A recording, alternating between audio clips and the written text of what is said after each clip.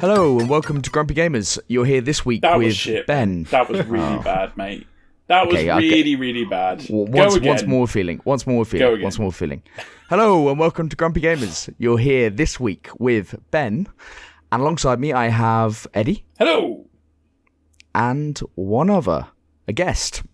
Building up to our Game of the Year show, which we have coming out on the 28th of December, we have Christopher Love, a.k.a. Deadbeat Punk, a.k.a. the host of the brilliant What the Fuck Do You Want podcast.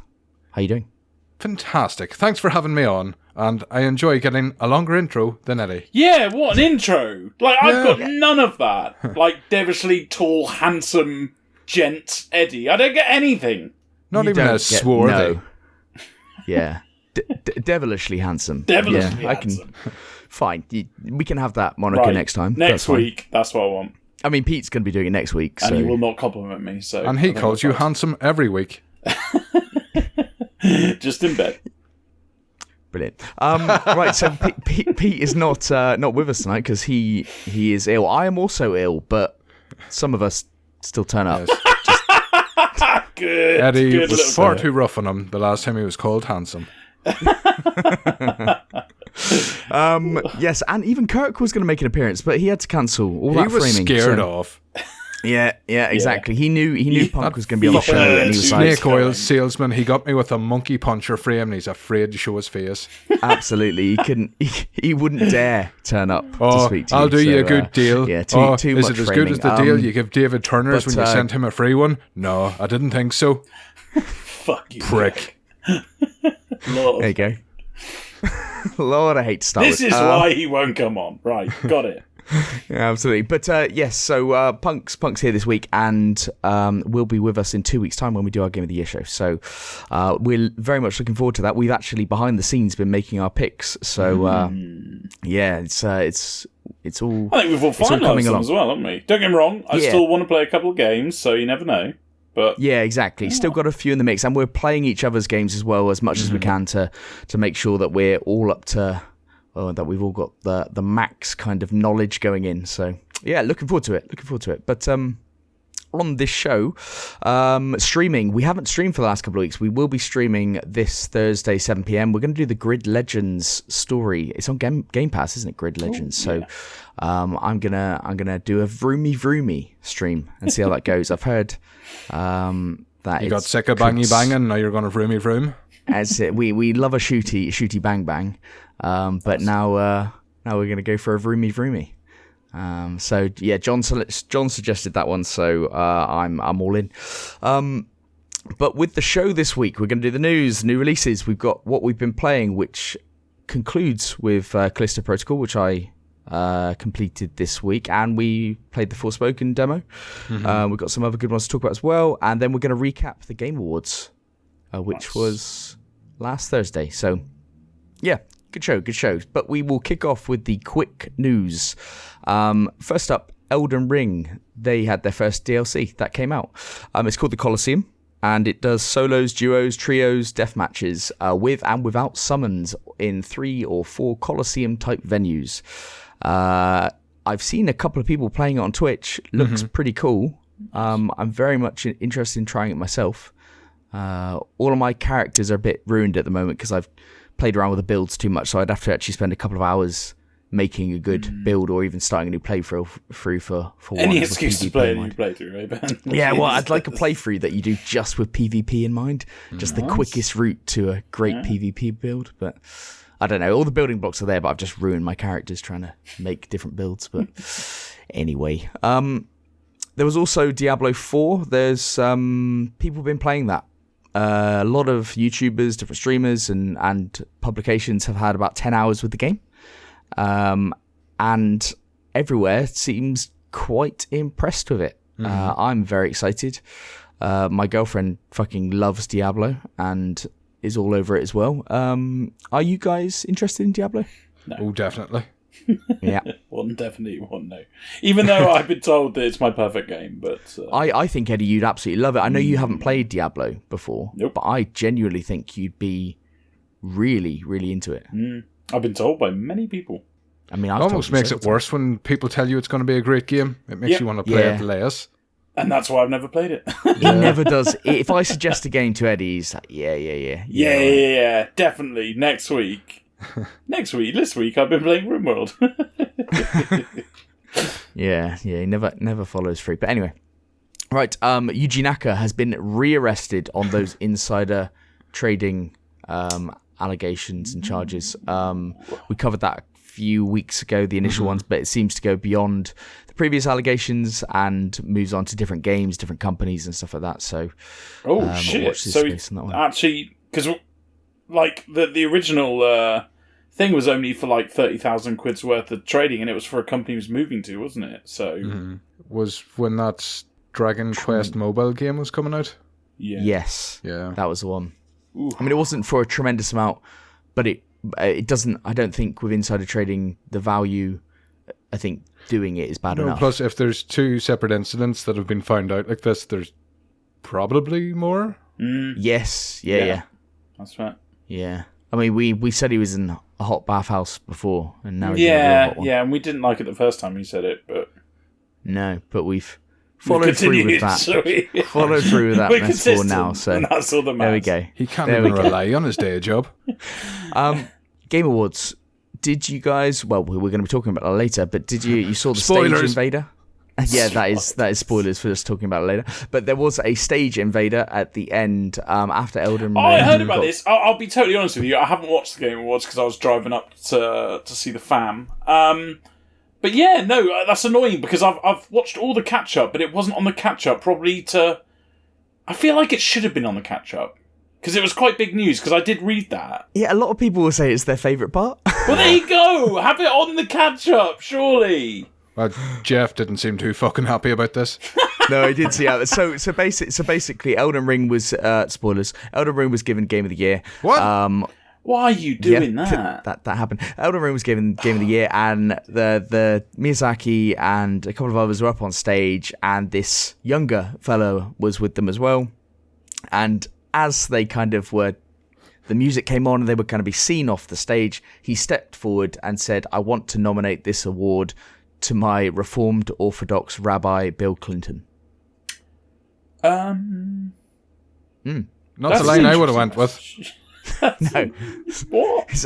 it's kind of it's niche. It's niche. But I think the belief is he's a 14-year-old child. Yeah, there has been about 10 interviews with this guy.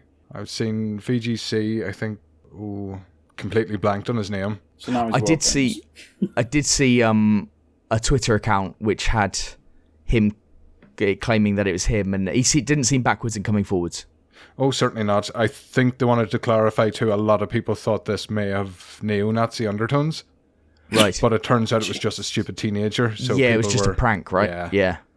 I think a lot of people were immediately reading more into it than... It's an odd line. It's an odd line. Yeah, and to be fair, because of the oddness of the line, I can understand thinking there might be undertones of something else, because you go, how does somebody arrive at that line? You go up and ask for Half-Life 3 or something. Know your audience. Yeah, exactly. Yeah. So I saw somebody saying, why didn't he say he wants Donkey Kong 64 on the Switch? People didn't want that on the 64. No, they didn't actually. It's a terrible game. So yeah, but new lease of life on the Switch, surely. Next one, the Black LA Thieves skin that you can get in Warzone 2. Do you know this, Eddie? Have you come across it? I've seen it with loads of streamers that I'll be honest, I haven't read your quick news because I've been too busy.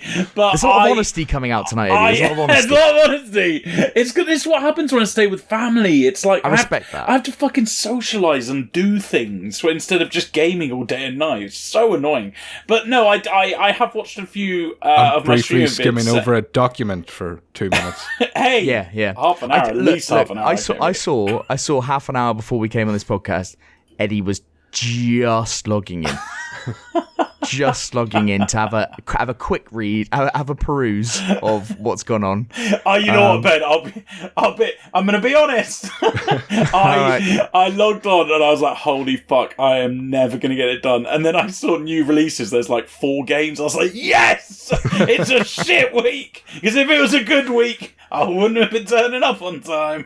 Spoilers, new releases are shit this week. Big spoilers. But yes, Ben, I do know what you're talking about because a few of my streamers have been talking about it.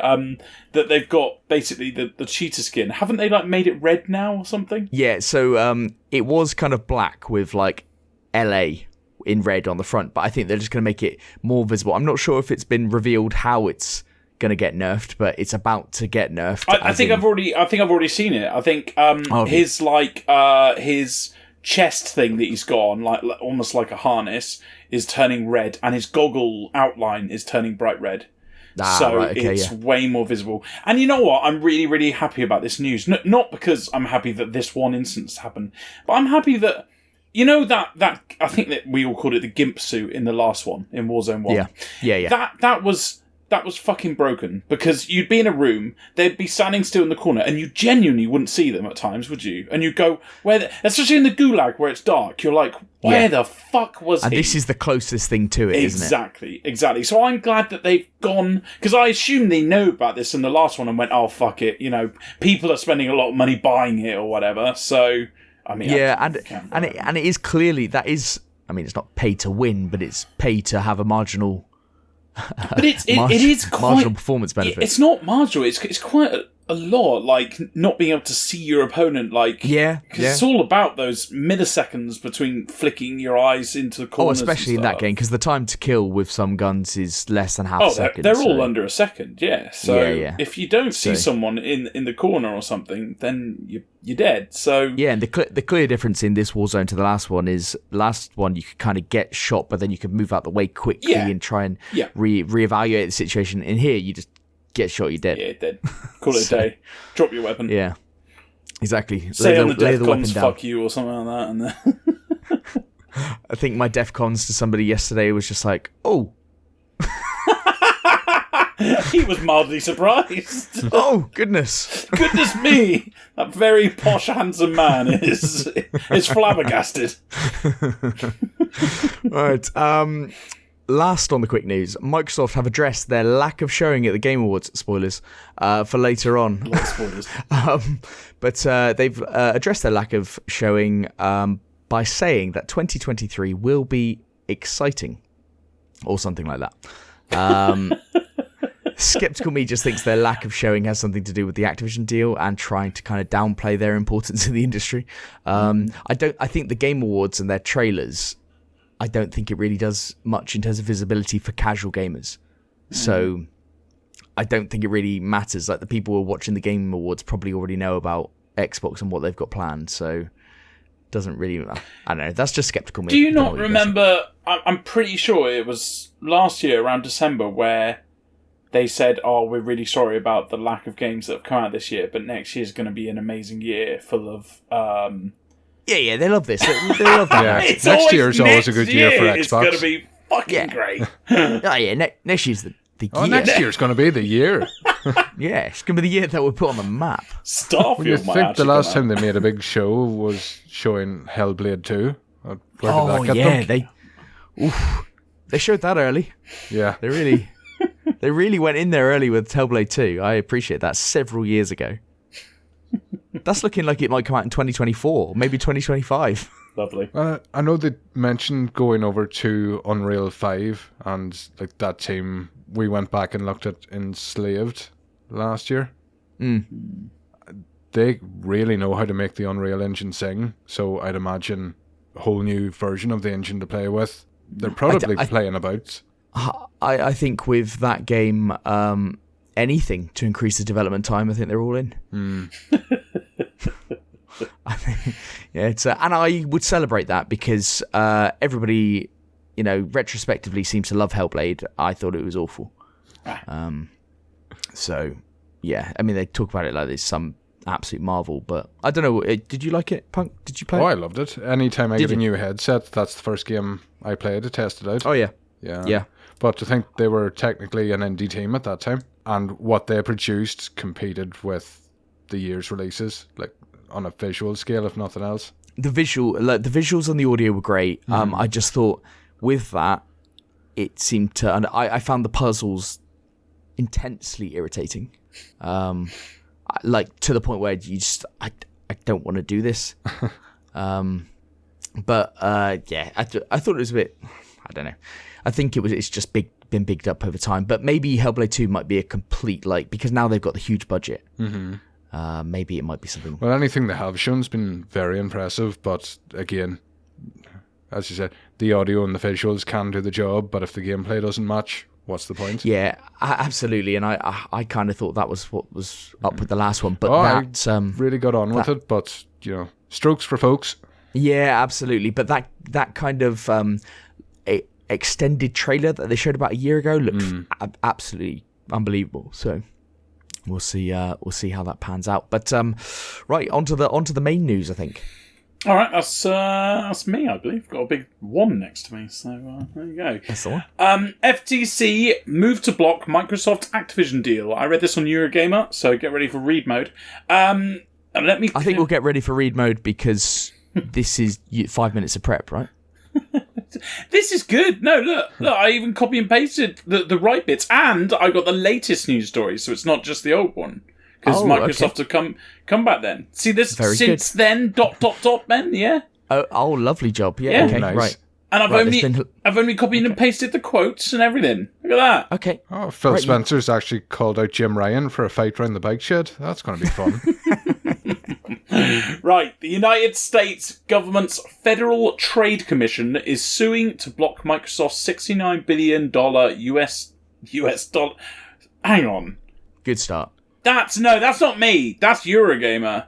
They've put $69 billion US dollar acquisition. Right. Yep. That's the one bit I've copy and pasted, fuck's sake, of Activision and Blizzard, claiming the deal would allow the company to suppress its games industry competition. In a news release announcing the lawsuit, the FTC pointed to Microsoft's acquisition of ZeniMax in 2021 and the company's subsequent decision to make games for its subsidiaries, namely Bethesda, Starfield and Redfall, exclusive to Microsoft devices, despite previously assuring European regulators it had no incentive to withhold games from rival consoles. Naughty boys.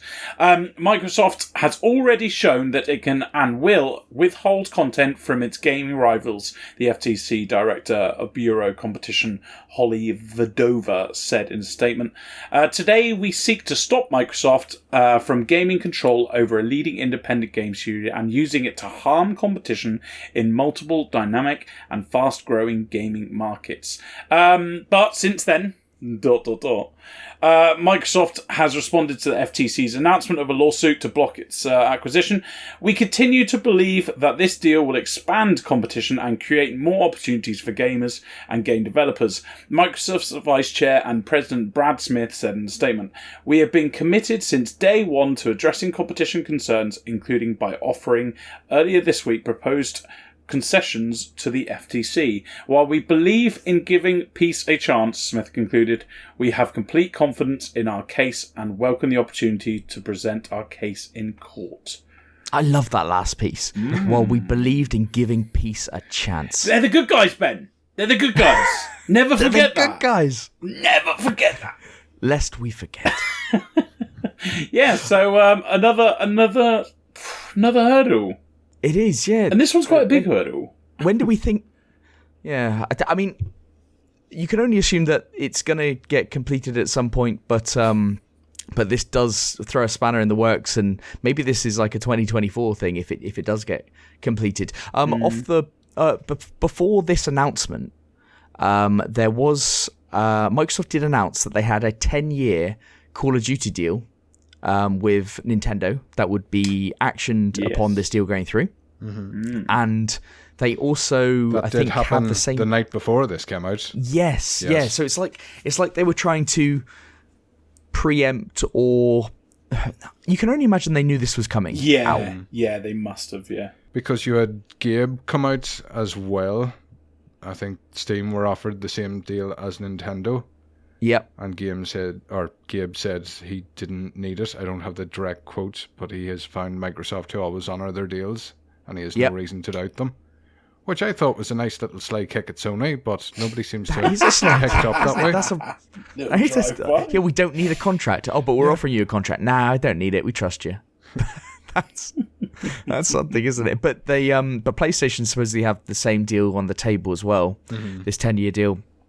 And then I think PlayStation are quoted as saying something like they feel just like how Blockbuster felt when Netflix was on the rise, or something like that. Outdated and irrelevant, probably. Yeah. I don't know. This hasn't been isn't a good look for the FTC. I don't think, because they've met a lot of opposition to this, haven't they? Well, they were called out because I believe the Cinemax deal, there was no direct reference to not being exclusive. Yeah, there was no quote. They didn't quote anything supposedly in there. So this was they've counteracted because they had never promised the market that these games were going to remain multi-platform. No. So this is something they have made up and brought to court.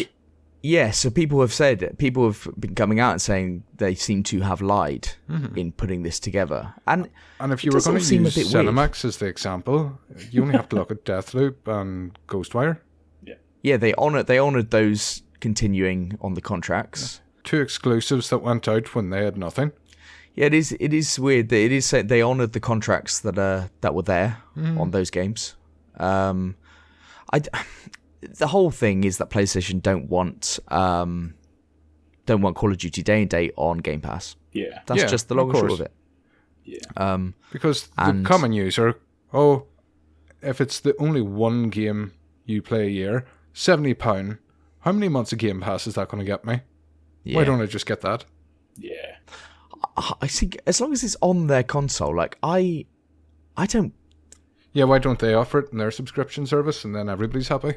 Yeah, I just think, like, I don't think it's going to change the world in terms of what they're saying. I don't think it's going to encourage loads of people to go out and get Xboxes just because they can get it on Game Pass. Like, if it's on their console, they'll just buy it. Like, if it's the only game they buy, they'll just buy it, you know, and they'll just eat it up. So I don't know. This all seems we've talked. There's been a hell of a lot of news about this every single week. There's more news about this, and the fact is we know more than anyone else, and it's still probably going to go through at some point in the future, you would imagine. Yeah, I don't think that was ever in doubt. It's just what kind of loopholes get attached to it. Yeah, what concessions. But I think they're at the point now that Microsoft have said, we've put our concessions out there. That is it. That's almost what that last comment is, isn't it? See you in court kind of thing. It's like we've offered these concessions, and I've even heard people say, like, okay, well, their concession could be they just buy Blizzard or they don't buy Call of Duty. It's like, hang on a minute, no, they're buying it for this. Yes, yeah. This is where the value is. So it's definitely a watch this space. Microsoft are doing everything they can, and this is why I said their presence at the Game Awards might have been lacking a little bit, because I think that may be a bit of a contributor. They wanted to keep themselves a bit low key, but that might be just me being skeptical. Anyway, next story, I think. And on to my pick, which is incredibly highbrow. Fortnite. I'll try that again without cracking. We're all ill. Yeah, it's a very sick podcast. Fortnite made my children smell like feet and ass. Great headline delivery. Great. That's what we pay you for. I practice all day and still ruined it. Hang on, who's getting paid? Eddie just bypass that one, mate. Have you never seen my frame collection? All contract negotiations are kept to individuals. I knew I should have signed that contract till 2030. Grumpy gamers and the FTC. Can I sue Ben? This is why I'm always supporting the corporation. Yes, so this one came from Business Insider, which is not normally somewhere I get my gaming news from, but this one jumped out to me. A Canadian Supreme Court judge authorised a lawsuit against Fortnite's manufacturer, filed by Quebec parents who say their children became addicted to the video game. In July, 3 parents told Justice... I should have checked the name before I read this out. Sylvain Lussier? Yeah, go for it. Sylvain Lussier. Lussier! Lussier. Lussier! C'est bon. Lussier. That their children appeared to be severely dependent on Fortnite and stopped eating, sleeping, and showering as a result. BBC News reports, which is not a sentence I'll get to say a lot in my radio career. Lussier's Wednesday ruling determined the class action suit wasn't frivolous or manifestly ill-founded, according to Global News. The court concludes that there is a serious issue to be argued, supported by sufficient and specific allegations as to the existence of risks or even dangers arising from the use of Fortnite. Lussier ruled. So I cut that down a bit because it was an utter load of wank.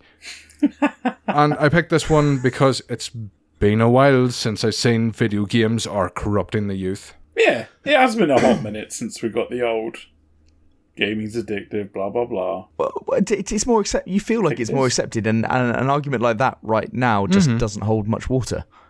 Yeah. Kind of question somebody's... Dare I say parenting let me go down that route, because you're normally the nice guy, so let me be the outrageous. Yeah, go for it. You take this one on. There you go. How can someone not only be this bad at parents, right, but to actually announce it by taking it to court and then obviously getting the media involved to go, I'm so bad of a parent that my child doesn't eat.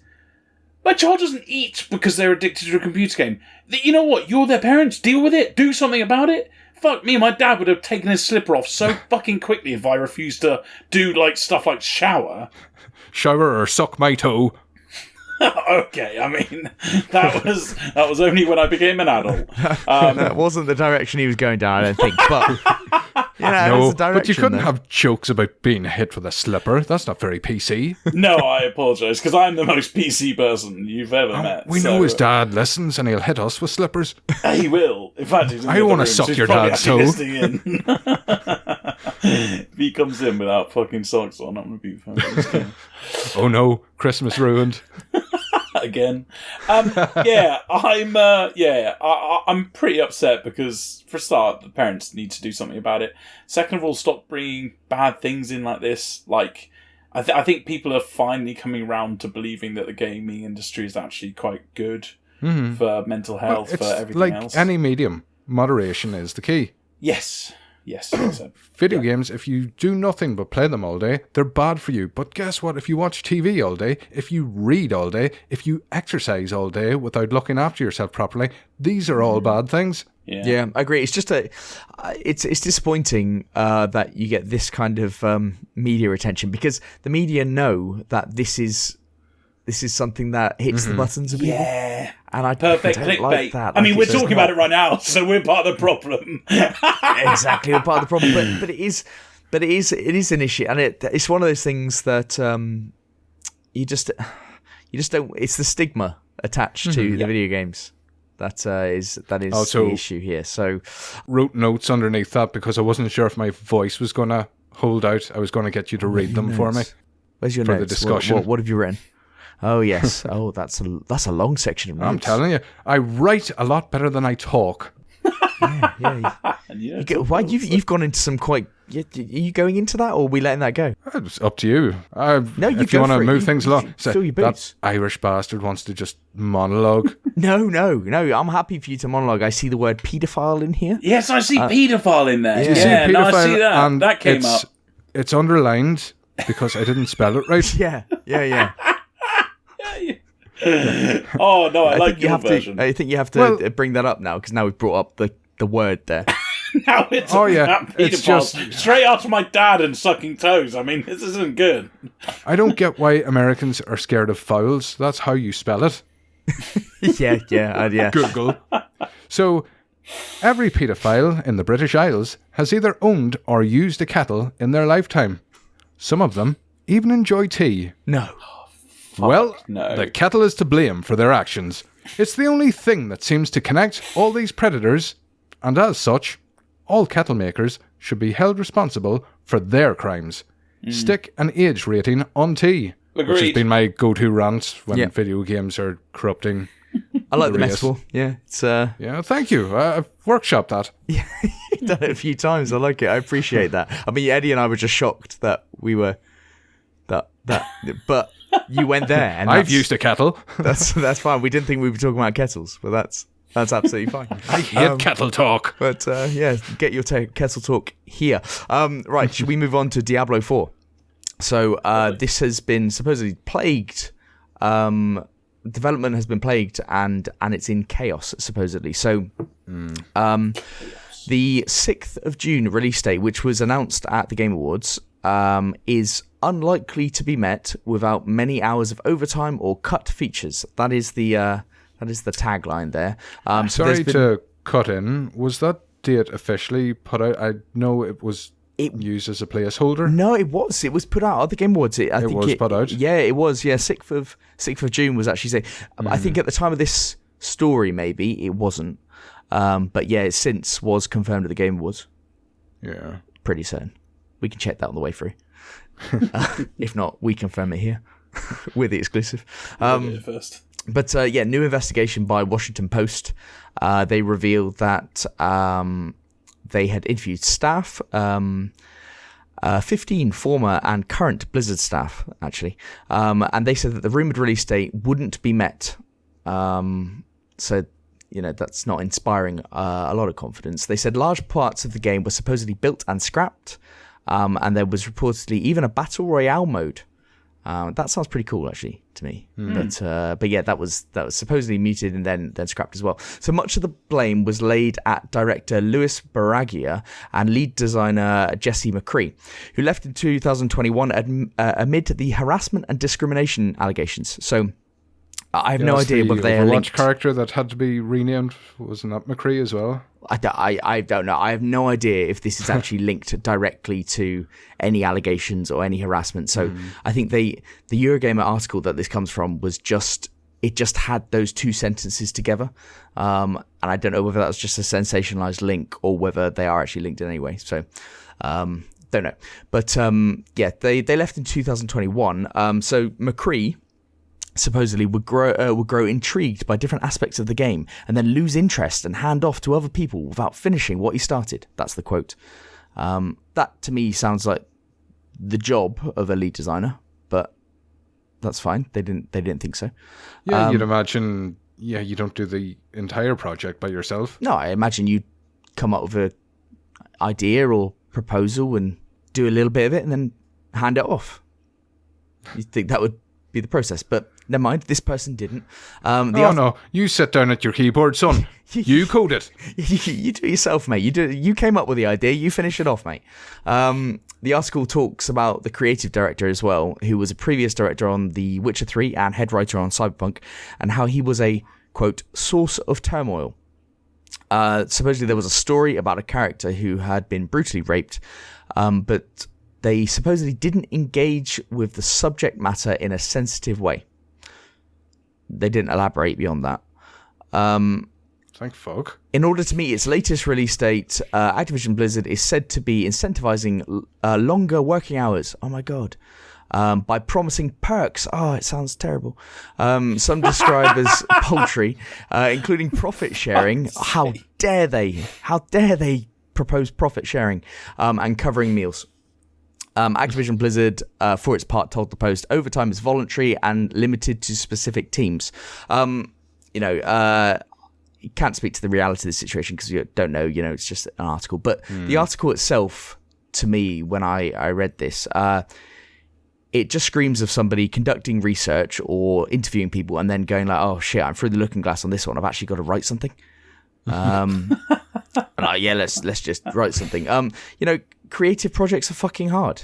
And, I've been involved in software development. I've been involved in the design of software as well. The vision changes a crazy number of times. Like it's not an easy process, and there might be something to this, and there might be something to talk about. So I'm not belittling like what's said. There might be something there, but I don't really think the article knows what it's getting at. I don't know what you guys think. I think this is kind of the opposite of like the Rage console war clickbait. Because if you get a negative Activision story, that's a separate part of angry Twitter. Yeah, absolutely. They will just eat that up. Not saying that Activision aren't in the wrong. No, not saying that. It's just always side with workers. It's just easy though, isn't it? It does rake a bit of the wheel Activision out for another box. Yeah. This there just didn't seem anything really to it. But anyway, it was news in the week, so it's in here. I don't like. Is it called crunching? I forgot what they call it. Yes. You know when? Yeah. Yes. Or Mario time if you work at Nintendo. Oh, that's cool. A lot cooler than Crunch. Hey everybody, Mario time. It's Mario Mario time. time. Okay, Start let's do dancing that. at the keyboard. I used to absolutely hate it, but then I remember I looked into a few of the cases that, were coming up. Because do you remember, was it 2 years ago when it was in the news every fucking week? Yeah, it was, yeah. And then I looked into half of them, and half of them were like, they're voluntary and they get paid. Obviously in some instances they were like, they're voluntary. Some even like paid double. And I was like, hang on, that sounds fucking delightful. Like, if it's voluntary and people have gone, oh, if I get paid double, yeah, absolutely. Oh, that's very, very different than what I initially thought it was. So I just find the whole idea of crunch like, I'm not saying it's good. I'm not saying anything like that. I'm just saying it's weird that it's only really talked about, as far as I can see, in video games. And it's only the thing that's talked about in video games because it's project based and delivery timetables and stuff like that. But that's everywhere. Like, work is like that. We have crunch. We have monthly crunches. Like, loads of people have that in their jobs. Like, it's a part of life. And how many times have you carried on at work just because you think, oh, I need to get this done before this day? Absolutely. I've been in the office for a week straight, working till 11:30 at night. Like that. That's what I'm then going in at 7 a.m. That's happened. That's just life. Fuck. It was a bad week. I wasn't going to go that street. But that happens. It doesn't happen to everyone, but it does. I think a big case for it was the likes of Red Dead 2, and people lived in office that missed birthdays, weddings, like they were living out of the office. Yeah, I mean, there are extremes to all of this. They were trying to normalise that. So the stories came about originally for a good cause because people were being exploited. Yeah, yeah. Make absolutely. I was disgusted when I heard about some of them. But I don't know. If they're incentivized, then I think it's fine. Well, that's it. But we're judging all the cases now by the extreme. Well, you're hearing the word. You're hearing the word. So let's talk about that Red Dead 2 case. And you go, we're calling that crunch. It's like, yeah, that sounds crazy. That doesn't sound great. Mario time. Yeah. But then when somebody just mentions the mere term, it's like, oh, right, that's automatically bad. No, that could be normal.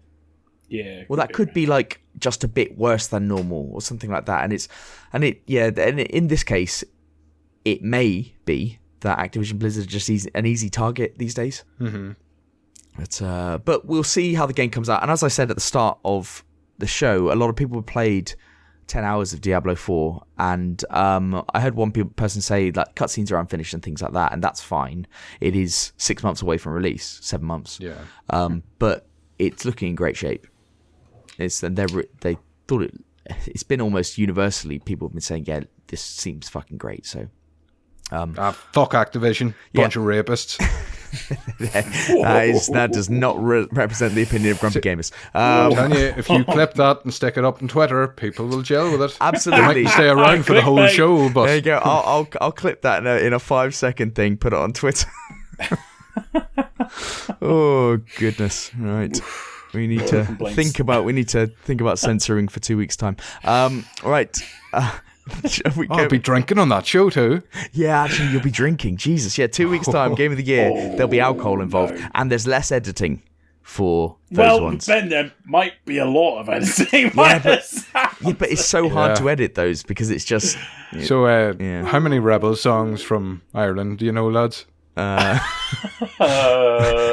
feel like our because it might be a few by the time the new year comes around. Percentage is gonna, it's gonna rise.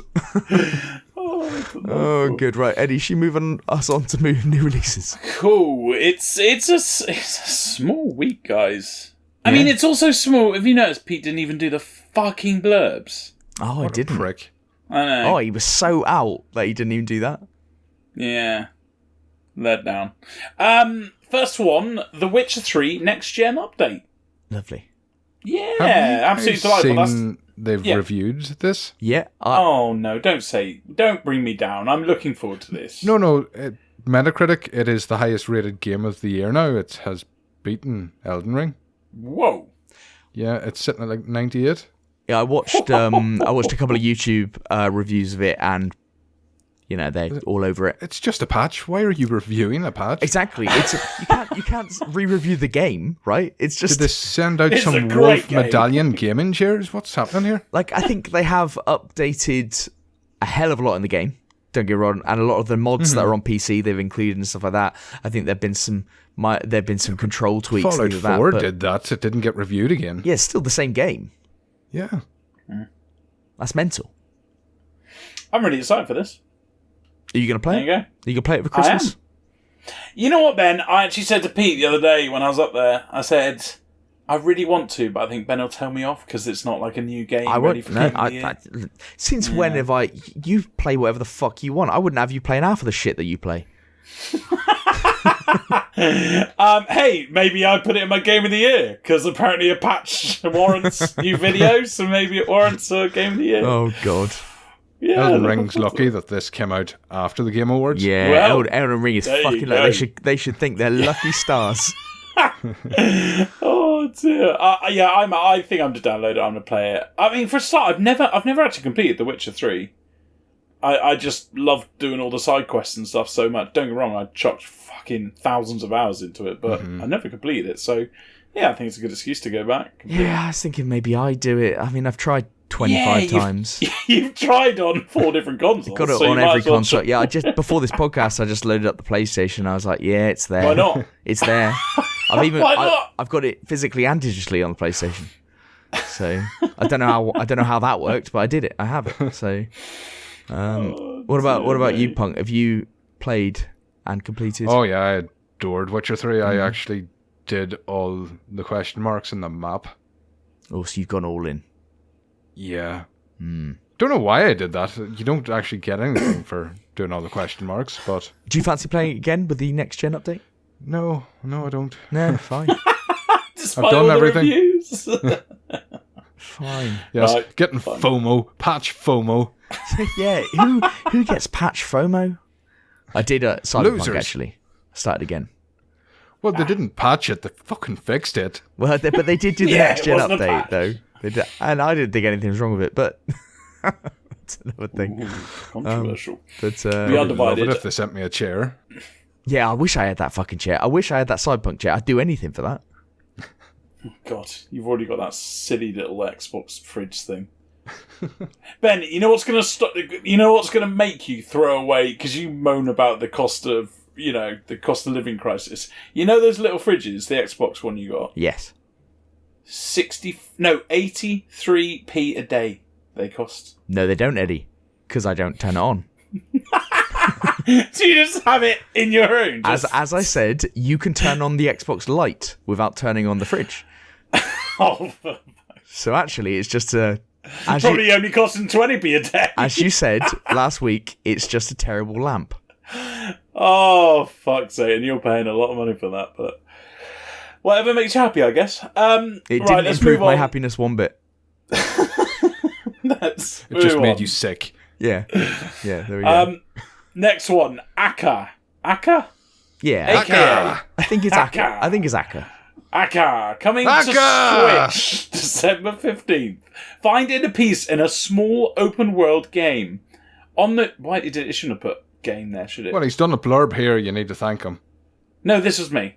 I had Was to that do you? this. I had to do this on top of my original job as well. Thank you, Eddie. I You're did too this kind. all in the half an hour before. Hang on a sec. You copy and paste like a champ. Eddie acts like he's hard done by. I do everything on this podcast. I spent several hours preparing this doc, getting it ready for do everyone, everything. putting the news in there and all that stuff, knowing all the stuff that you wouldn't do. the feature, getting that all laid out. Then you come on and you complain about writing a blurb.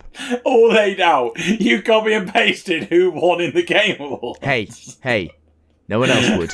I was told at the Being out beginning, in a at the restaurant with a creation- married couple that hates each other. This is getting awkward. I Just was told at the leave each creation of other. this podcast that I was only going to be here for my loud, angry rants. And here I am, getting blurbs. Doing blurbs. Yeah. Aka! Hacker! Right, Akka, get on with it.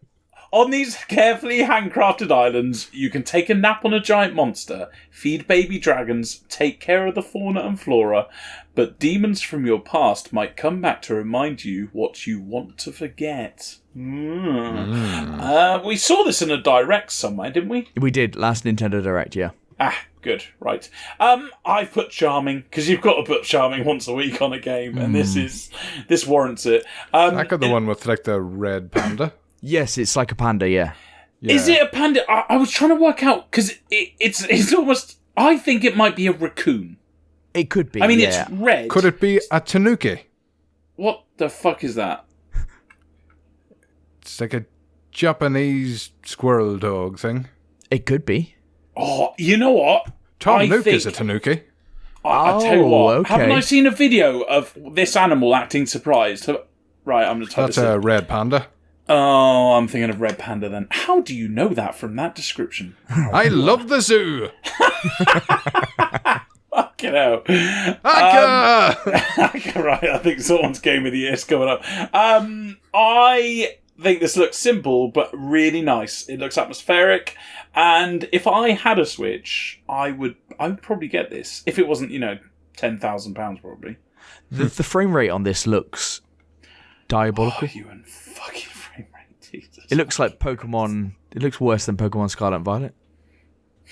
Yeah, I That's just looked it harsh. up there, and it's a Unity game as well. Unity normally plays lovely with the Switch. I'm sure the trailer that we saw was like awful in terms of its frame rate, but it is supposed to be a cozy game. Oh, definitely cozy. You only play it at 10 frames per second.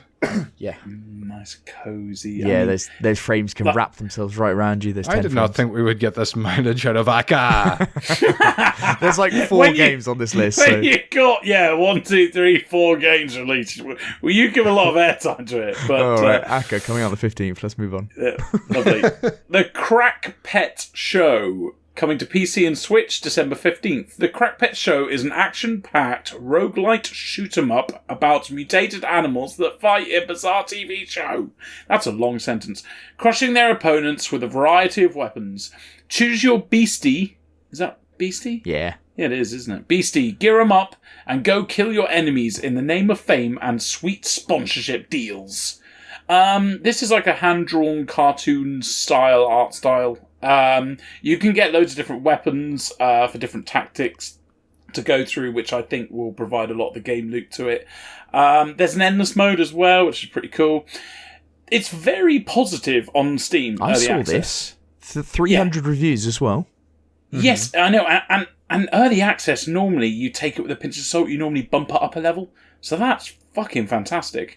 It's £14 on Steam, which is a delightful price. That's an Eddie price. I have put, so it's probably at £812 on Switch. But, if you got it on PC, then it's okay. For me, it seems way too silly and way too chaotic, if I'm being totally honest. But There's a bit Happy Tree Friends. You like your roguelikes, don't you, Punk? Oh, yeah. Yeah. Any interest? Spoilers. Any interest? Yes, spoilers. No, do nothing for me. Right, good. There was no mileage on that, was there? Sadly not. It's no Aka. It's no Akka. very Let me know, Akka. Aka! Oh, fucking hell. I really want to play All that. right, next one. Next one, The Block, coming out on PC, December 16th. The Block is the world's smallest city builder. Place randomly generated buildings on a square and watch your tiny city block come to life. It's a very, very small game with no goals, challenges, or fancy features. Hence the very small price tag. What the fuck are we doing here? What? I know it's a bad week, but what the? Do you want to talk about the Witcher patch again? You know what we should talk about? Aka! Yeah, you know what's annoying is they say that last line, but there's no price tag on Steam, which really upsets me because you can't say. There is a free demo, which I think is really risky because, I mean, their whole blurb is like, this is a small game, you know, blah, blah. For example, it says, a bite-sized experience for city builder fans short on time, money, attention, or all the above. So it's clearly focusing on just the fact, it's trying to sell you, this is a tiny, Sounds like a shitty mobile little game. Sounds like a mobile game. I've just jumped on the Steam page and they're having like a reveal trailer live. Oh. Do you reckon there's going to be much of an audience for that? Funny enough, there isn't a chat function, I would ask. Do you Hands think up. this is the best use of your time? No broadcasting. It's only been playing for 338 hours. Whoa. Holy cow. So yes, that is not the coincidence I thought it could have been. You know what really upsets me as well is, for a start, I know this is bad, but I actually quite like the visuals of it, even though it's quite simple. And there's levels, but here's what really upset me is that because you can only place one block at a time, and, you know, I want to put this tower here and this tower here and stuff, I feel like they could have really easily made this a game where it's like, make sure there's no traffic jams, or maybe on this map, make sure the tractor can go from the field to the barn, or, you know, couldn't they have done little objectives and stuff like that? There's no challenges, no goals, and no fancy features. So, and no one playing it. no one playing it. No point in You playing missed it. out on the point of this game altogether. No Yes, point. I know, and I know people are the devs who definitely listen to this podcast Absolutely. are going, he doesn't know what the fuck No, he's talking about. no, Eddie. No enjoyment, no fun, just Aka! Aka!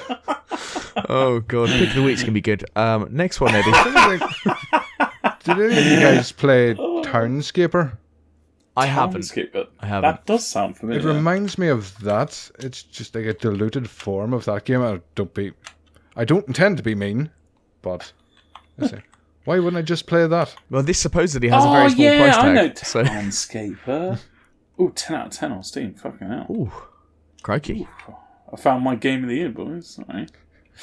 Yes, this is great for audio-only entertainment. Yes, yes. Right, next one. Well, the last one. The Fantastic Kitty Roo. Coming out on We're saving PC. the best to last, were we? Yeah, absolutely. December 16th. On the retro-futuristic planet of Felmuria lives a little girl named Felicity Roo. Despite living in destitution, she dreams of becoming the most famous tap dancer in the galaxy. The Fantastic Kitty Roo is a blend of visual novel, point-and-click, and rhythm game. Oh, I'm sorry, but when you guys start Patreon, can Eddie reading children's book be like a monthly thing? I get some Then money we'd have to, there. because then every 5 minutes you go, is that right? Is that the right word? Is that really a name? right. Is that a name? So it was just the Felicity Roo that tickled the ear holes in just the right way. This game looks fucking awful, though. Oh, it looks absolutely terrible. For our listeners, it's a point-and-click like adventure game, but everyone's like half human, half creature or something. I don't know what. The mechanics look really simple and basic. I don't they're like like the art asexual furries. Yeah. Well, yeah, and then there's like some weird ones thrown in there as well. It's almost like a horror game to me. It's just like fucking scary. Yeah, they move really weirdly as well. Yeah, That whole like the blurb sounds, I mean, it sounds shit, but it sounds like it could appeal. Eddie to made someone. it sound excellent. There we go. Yes, There we go. yes. Eddie was the reason why that sounded okay. I get that a lot. Yeah, I don't think you've ever got that, but that's cool. That's cool. Right, Eddie, what's your pick of the week? Let's move us on from this tragic. Aka! Okay. Aka! Okay. Aka's pick of the week. All right, fine. It looks charming. It looks charming. Did you find out what it was? Is it a red panda? It's got to be a red panda, doesn't it? It's a red panda. So there we go. It's a red panda. Aka! Aka. Right. He is turning in his grave right now. Let's move on to what we've been playing. Okay. I'll start with finishing off Callisto Protocol from last week, which I'm trying I want you to play Punk. I want somebody to play it who may. Well, you just want someone to say it's good, Ben, so you don't feel like not necessarily. I want somebody that might play it, and then we talk about it at Game of the Year, and then might back me up. Because as it stands, it's very hard for this to go anywhere because you guys haven't played it, and the reviews haven't been too crazy. Everyone hates it. Yeah. And most of the people that I've talked to that have played this have not been kind towards it. Yeah.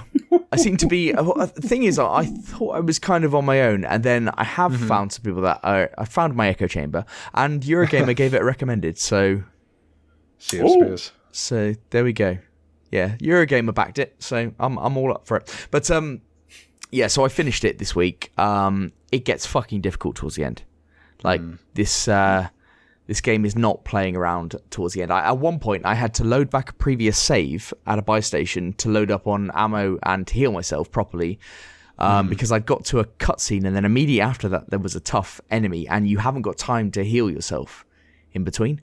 And I tried about 10 times to do the section, like trying to heal at different times, change my ammo, change my gun. I just couldn't do it, so I had to go back. Like it starts, the game isn't particularly hard for the most part, but then just has like this ridiculous ramp up in difficulty at times towards the end. And do you think, is there a knack that you just haven't cracked yet? Well, there is one method? There is one thing. I'll move on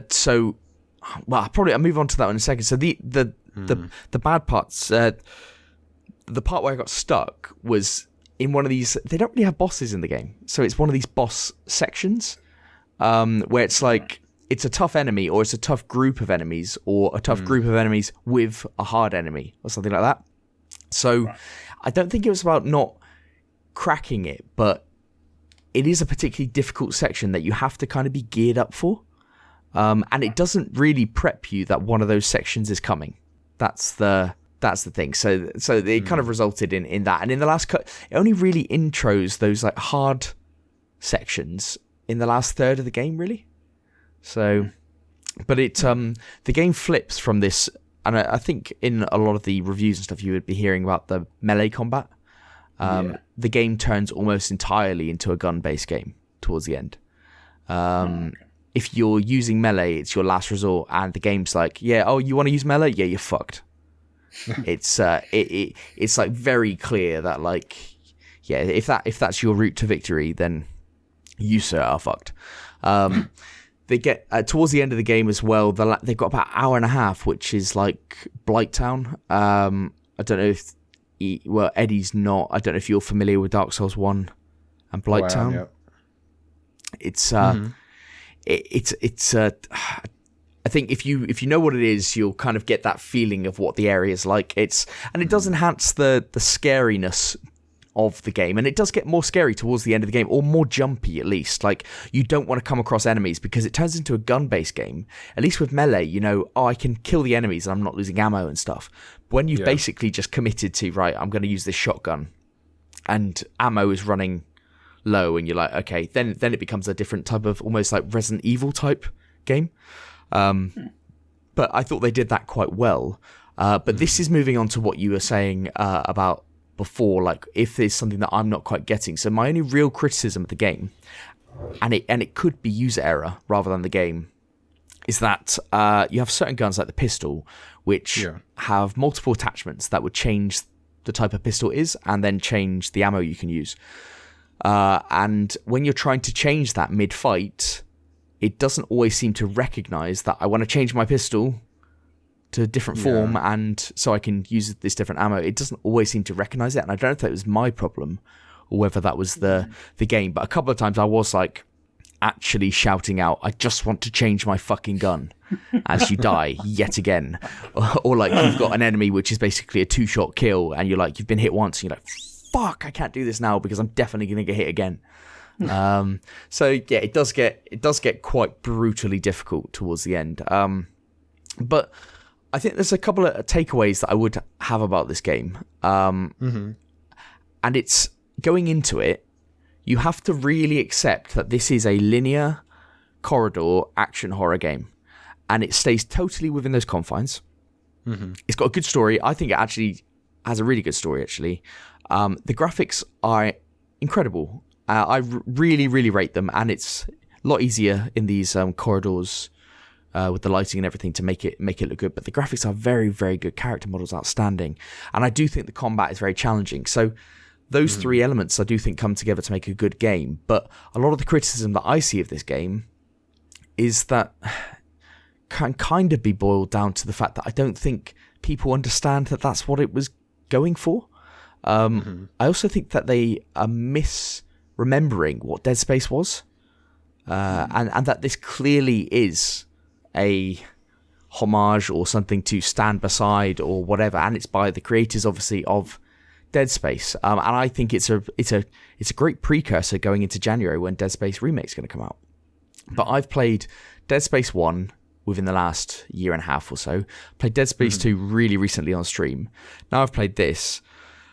I'm going to find it really difficult to understand when people and publications end up saying that Dead Space Remake is fucking incredible, but this wasn't. And I think I kind of think people are going to be disappointed by what Dead Space Remake actually is, unless they make it really scary and they change it up.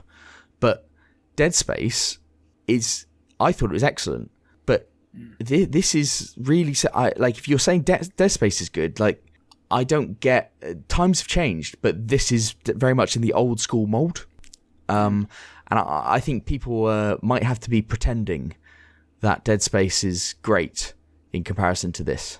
Because they've kind of made their bed. Interesting to see, because there is a lot of people that dislike this and advise people to wait for the remake rather than play Callisto. Yes. Is what I'm hearing a lot. Yes. Yeah.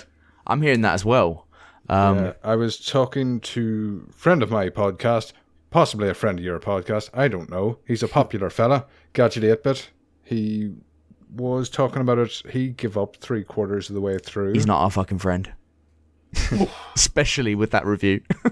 Well, no, he taught me how to edit, so he's definitely not your friend. But he said it committed the ultimate sin. It's boring, forgettable, unoriginal, and unengaging. And this is somebody they pre-ordered it. They wanted this day one. It's not like they're shitting on it for some agenda. Yeah, and you've got to respect that kind of opinion, especially for somebody that's gone into it wanting to love it. I can't see how somebody can come to that conclusion, but it's especially if somebody likes the genre. I'm interested in playing it because you are getting reports like your own, Ben, and then Gadgets. Yeah, like, neither of you are lying. No. It's very. It will be interesting to play when you send me your copy. Yeah, I could just do that, couldn't I? That's how we make it. That's how we make it so before the Game of the Year episode. I just I find it hard. This is what I was saying to Donnie like last week. I think it's like I find it hard to engage in like conversation with some people that are like negative about this game, not because I can't hear it, like that's absolutely fine. But it's almost like we're talking about different things. Yeah. Like I have viewed this completely differently to how other people have, and I'm not saying my view of it is any better than anyone else's. It's just that I really enjoyed it. But without wishing to be pretentious, because I like to be pretentious, full flowing, as you know. It's art. We all look at these things differently.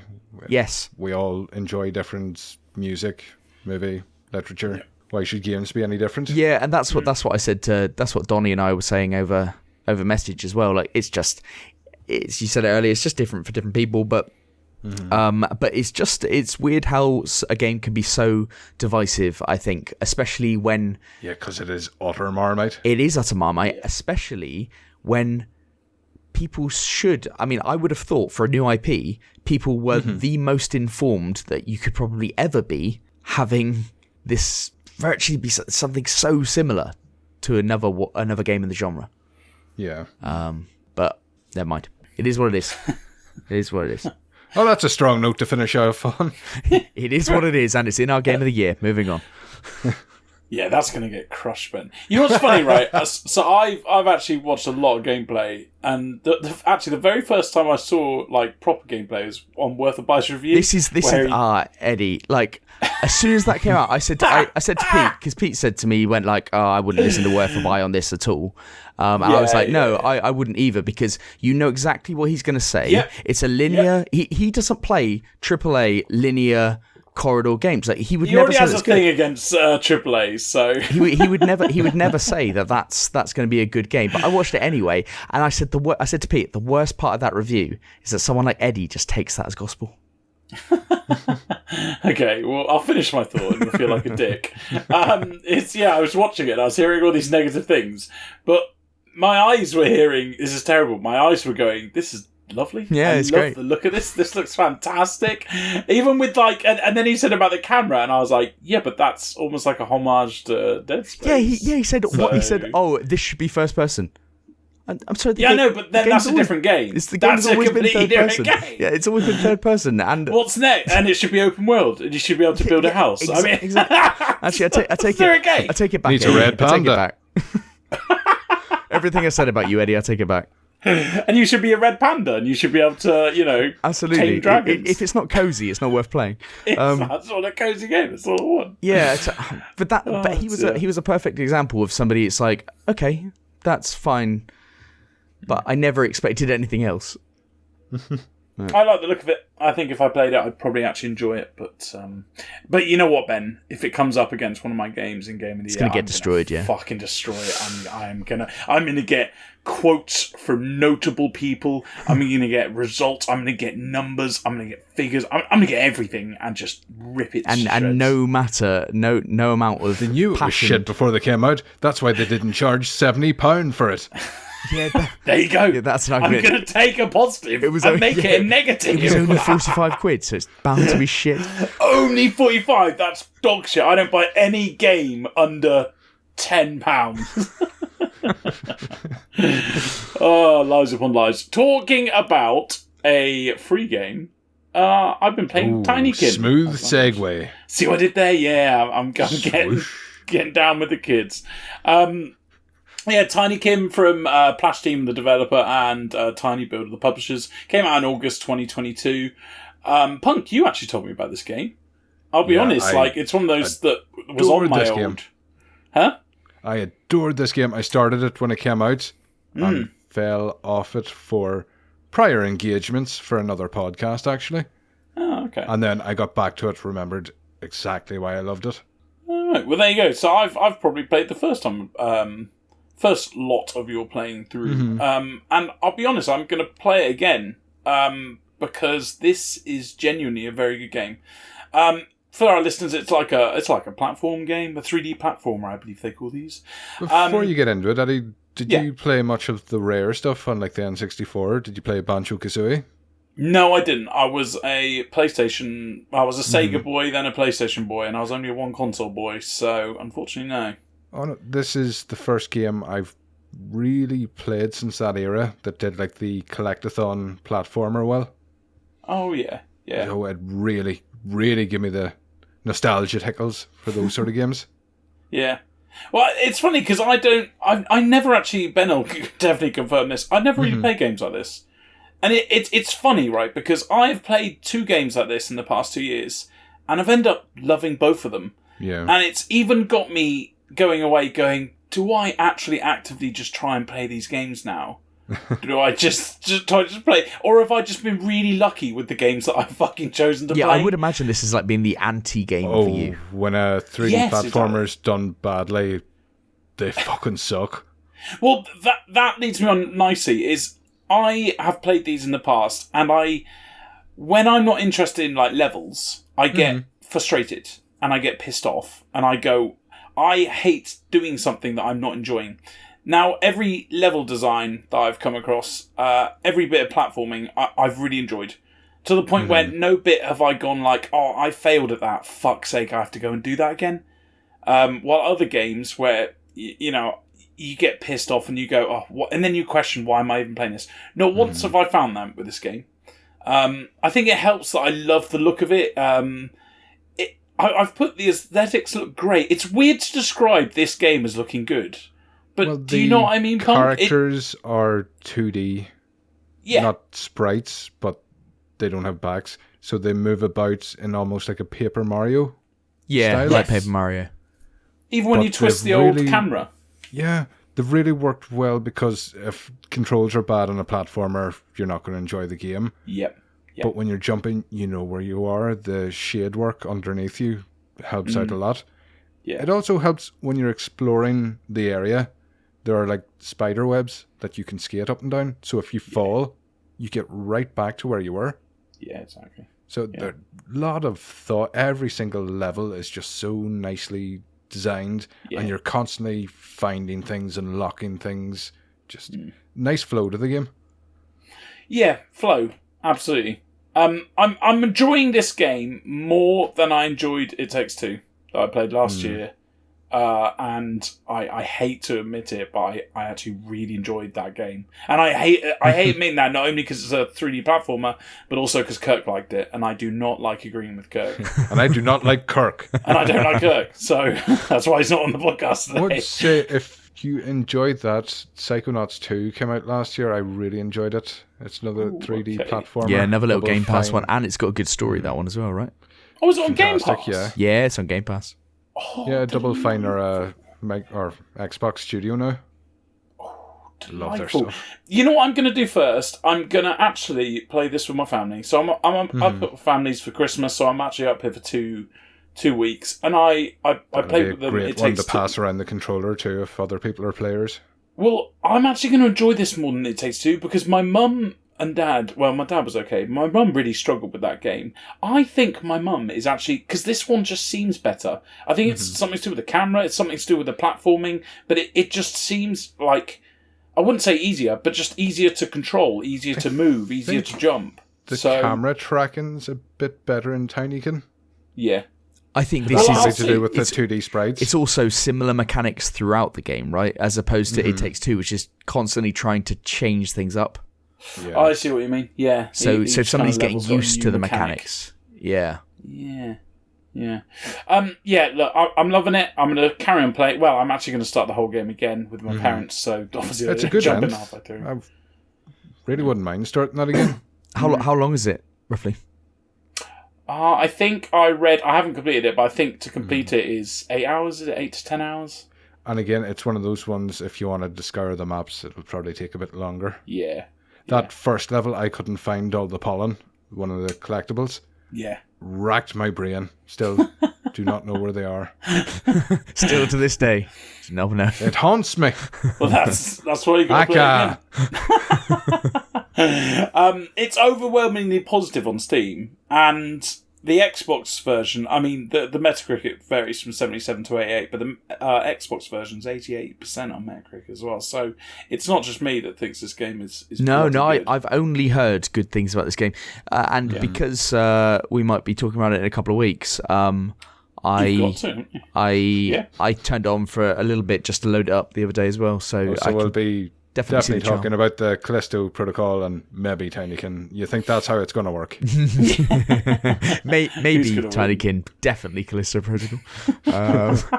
But I played a little bit of that. I also played some Marvel Midnight Suns, played some more of that, which I think I'm still on that being my Christmas game because I'm hitting Yeah, that I up have a it little bit. sit in the library, and it's just the time commitment. I've heard 80 hours.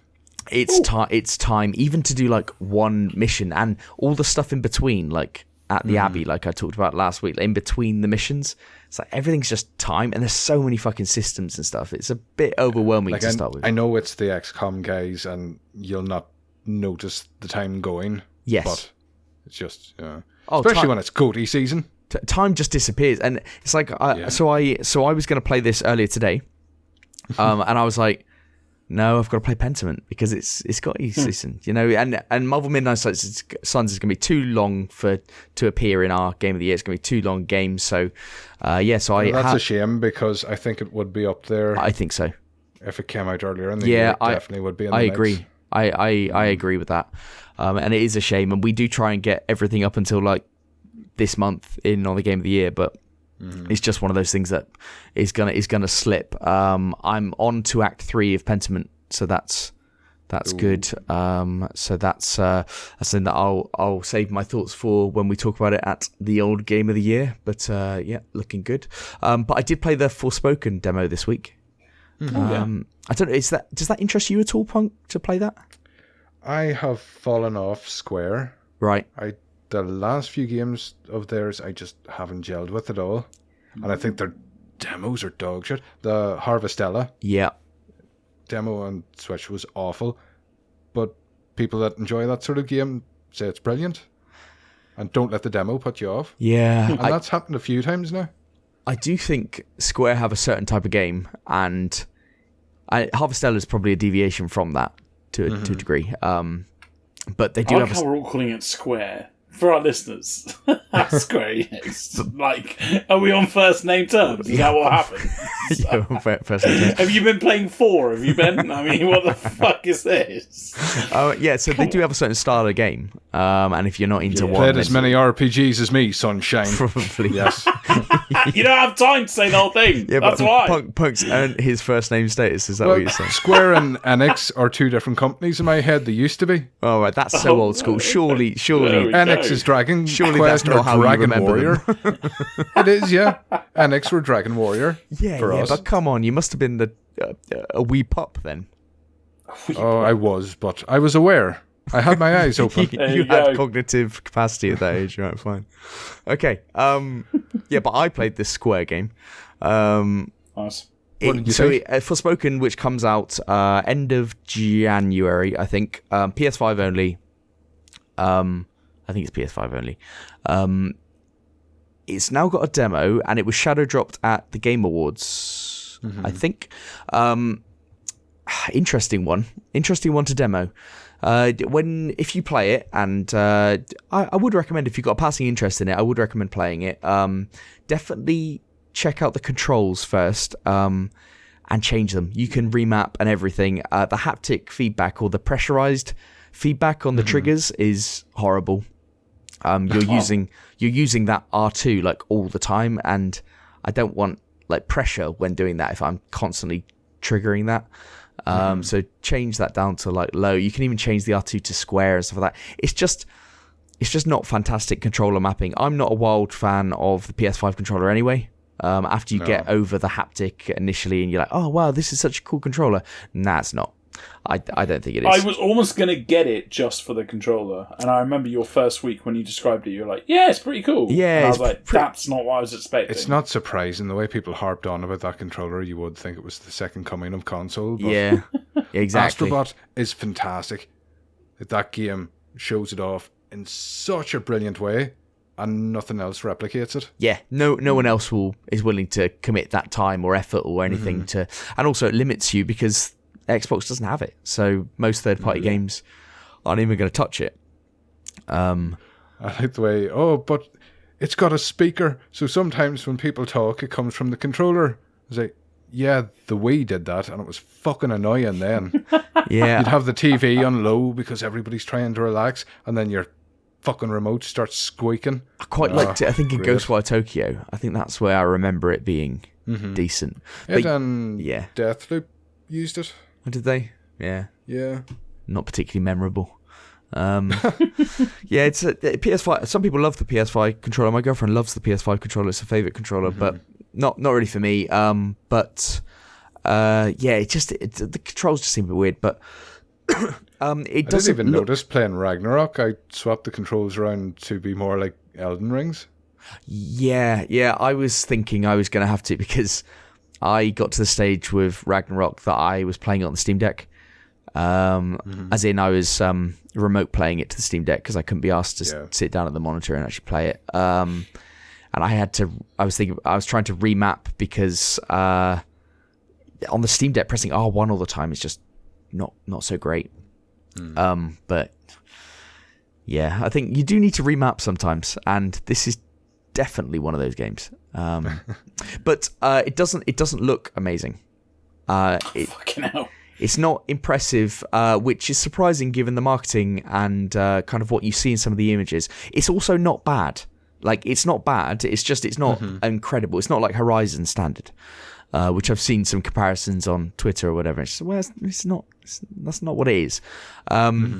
But there are a lot of systems going on with this game in the combat, and it tries to introduce them in this tutorial, and it tries to introduce them like in little objectives in the demo and stuff like that. And you just don't almost care about them. You just want to kind of feel how it's working. But they do a kind of a poor job, I think, at explaining this stuff. And I think... I suppose you don't want a demo to be a full tutorial. Yeah. No, I was thinking that. You don't, but they kind of tutorial it, and then you're just left kind of overwhelmed with it. It's almost like they should have like halved the amount of stuff you could do.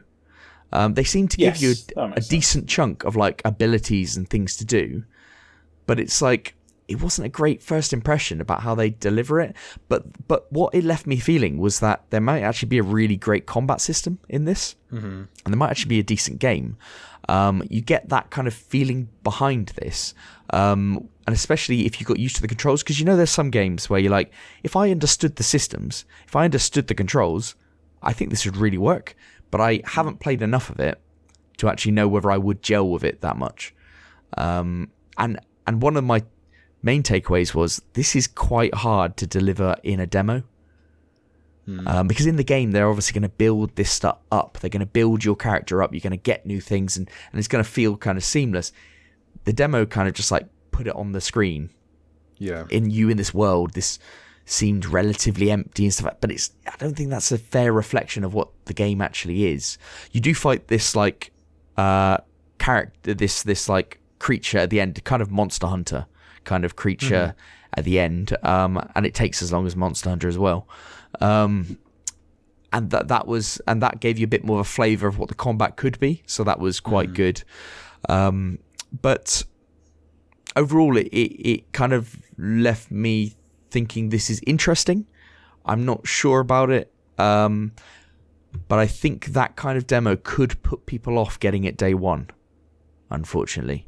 And not to say that it's a bad game, but it's just like, maybe that demo isn't the best way to showcase it. It's funny, I always think like demos can be really damaging to your game. Yeah, maybe they thought with this game, because it's had a lot of negative press, that they needed a demo. I mean, they've had a lot of negative press over things like the character dialogue, which when you're listening, I've heard people talk about in the demo and they're like, oh, it's awful. It's fine. I've actually heard the audio mixing on the dialogue was quite bad, was one I've heard from a few places. Oh, have you? Yeah, I must try it out just to see for myself or hear for myself. Yeah, I didn't really notice that. I was kind of paying attention to like the dialogue piece, and I just thought, it's fine. Like, you get people I have complaining. seen a lot of RPG fans even saying that they've cancelled their pre-orders after the demo. Ooh. Which is kind of the opposite effect of what they were going for, I'm yeah, sure. it is. Yeah. And I don't think it's a fair reflection on the game. Like, I genuinely think behind this, you could actually see a really good combat system and a good game. So, I don't think... I came away thinking I might play that, because that is a thing that if you get a reviewer playing it for 25, 30 hours, they might go, actually, there's a good game here. Or it's a solid like 7.5, 8 out of 10 or something. You go, okay, hello, right? That could be something for in a few months' time or something. But I think a lot of the day one hype may just dissipate a little bit.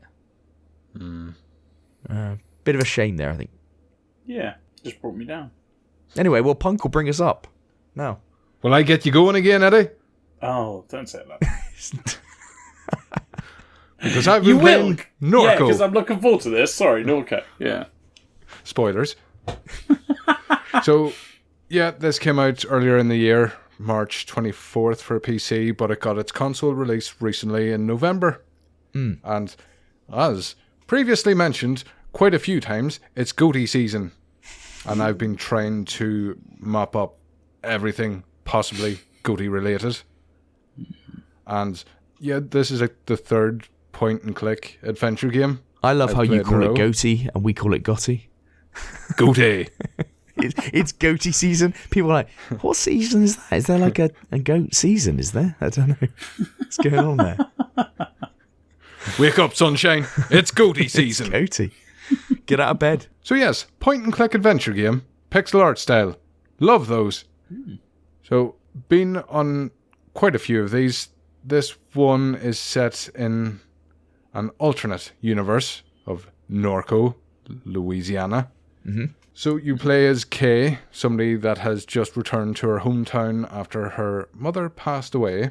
The more you play, the more mysterious it gets. Your brother's missing, and you have to travel around, talk to people, and kind of work out what the fuck is going on around these parts. It's also quite a bit Blade Runner-esque. You have a robot companion that's never really explained, just at your house.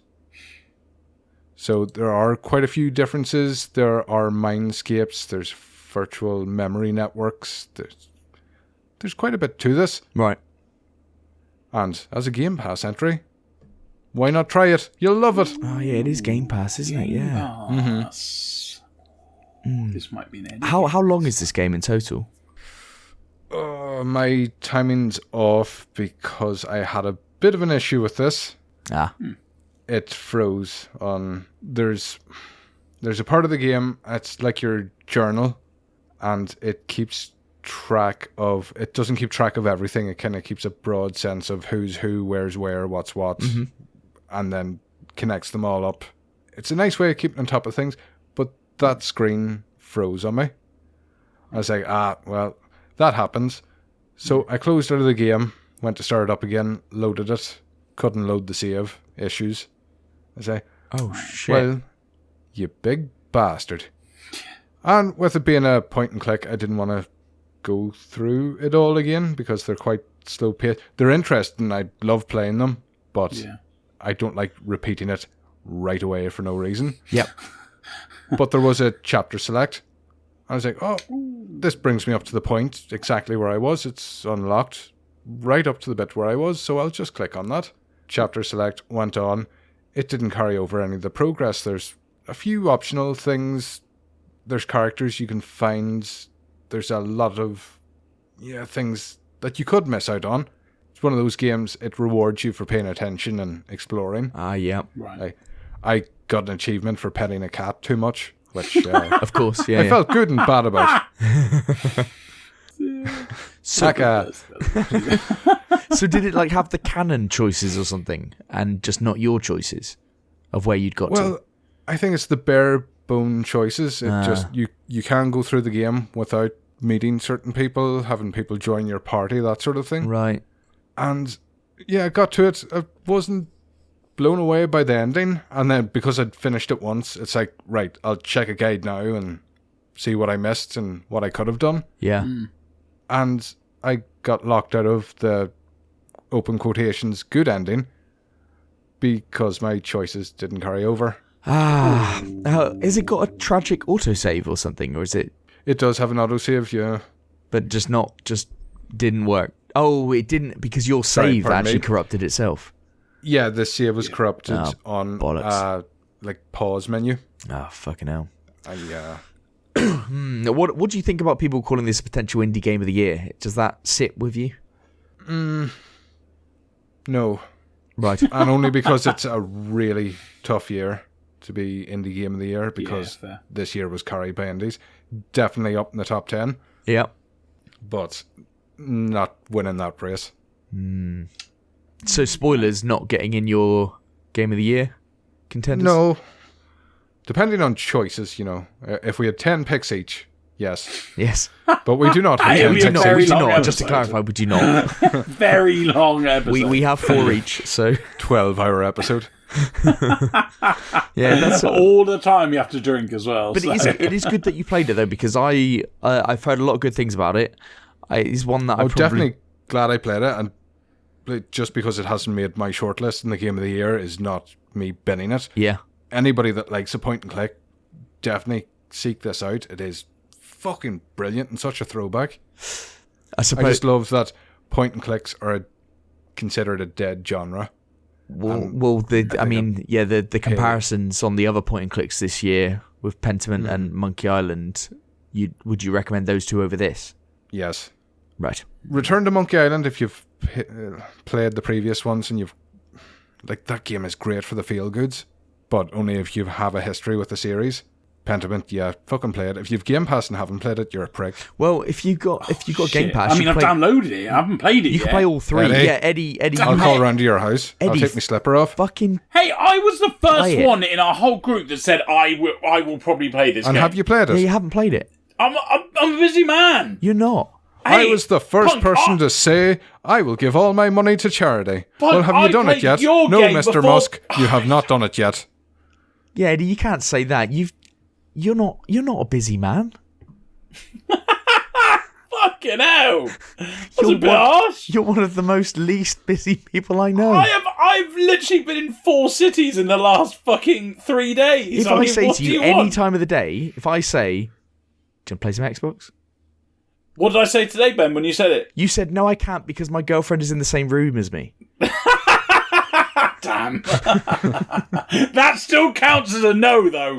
That still counts. Yeah, but not out of being busy. Yes, no, I wanted to, and I would have if she wasn't in the room, yeah. Right. Okay, let's move on then, right? Right, the feature, the Game Awards. Let's recap them. So, first of all, we'll go through the winners, if anybody cares about that. We'll go through a couple of the winners, not all of them. And then we will recap some of our favourite announcements. Again, not all of them, because they're... Oh, fuck no, that 2 hour mark's coming up quick. They're fucking loads. So, yeah, let's rattle it through, boys. Right, so best performance... at the awards went to Christopher Judge for Kratos. Did you see... I mean, Eddie didn't because he didn't watch it. He was very honest about that. The ongoing joke was that for every minute of this award show, they were giving away a Steam Deck. And I think Christopher Judge was standing on that stage until he won one. Yeah, exactly. I didn't mind his speech, but it was long. It wasn't only long. His time between saying every word was... I mean, it was like a lifetime in between words. Yeah. His thinking time was tremendous. Like it was like it was It's like Barack Obama, was it? Come on. Yeah, it was incredible. I've never if you've known played anyone. God of War, you know Kratos is best delivering dialogue when it's 1 or 2 words. When he has to do a full sentence, the whole act falls apart.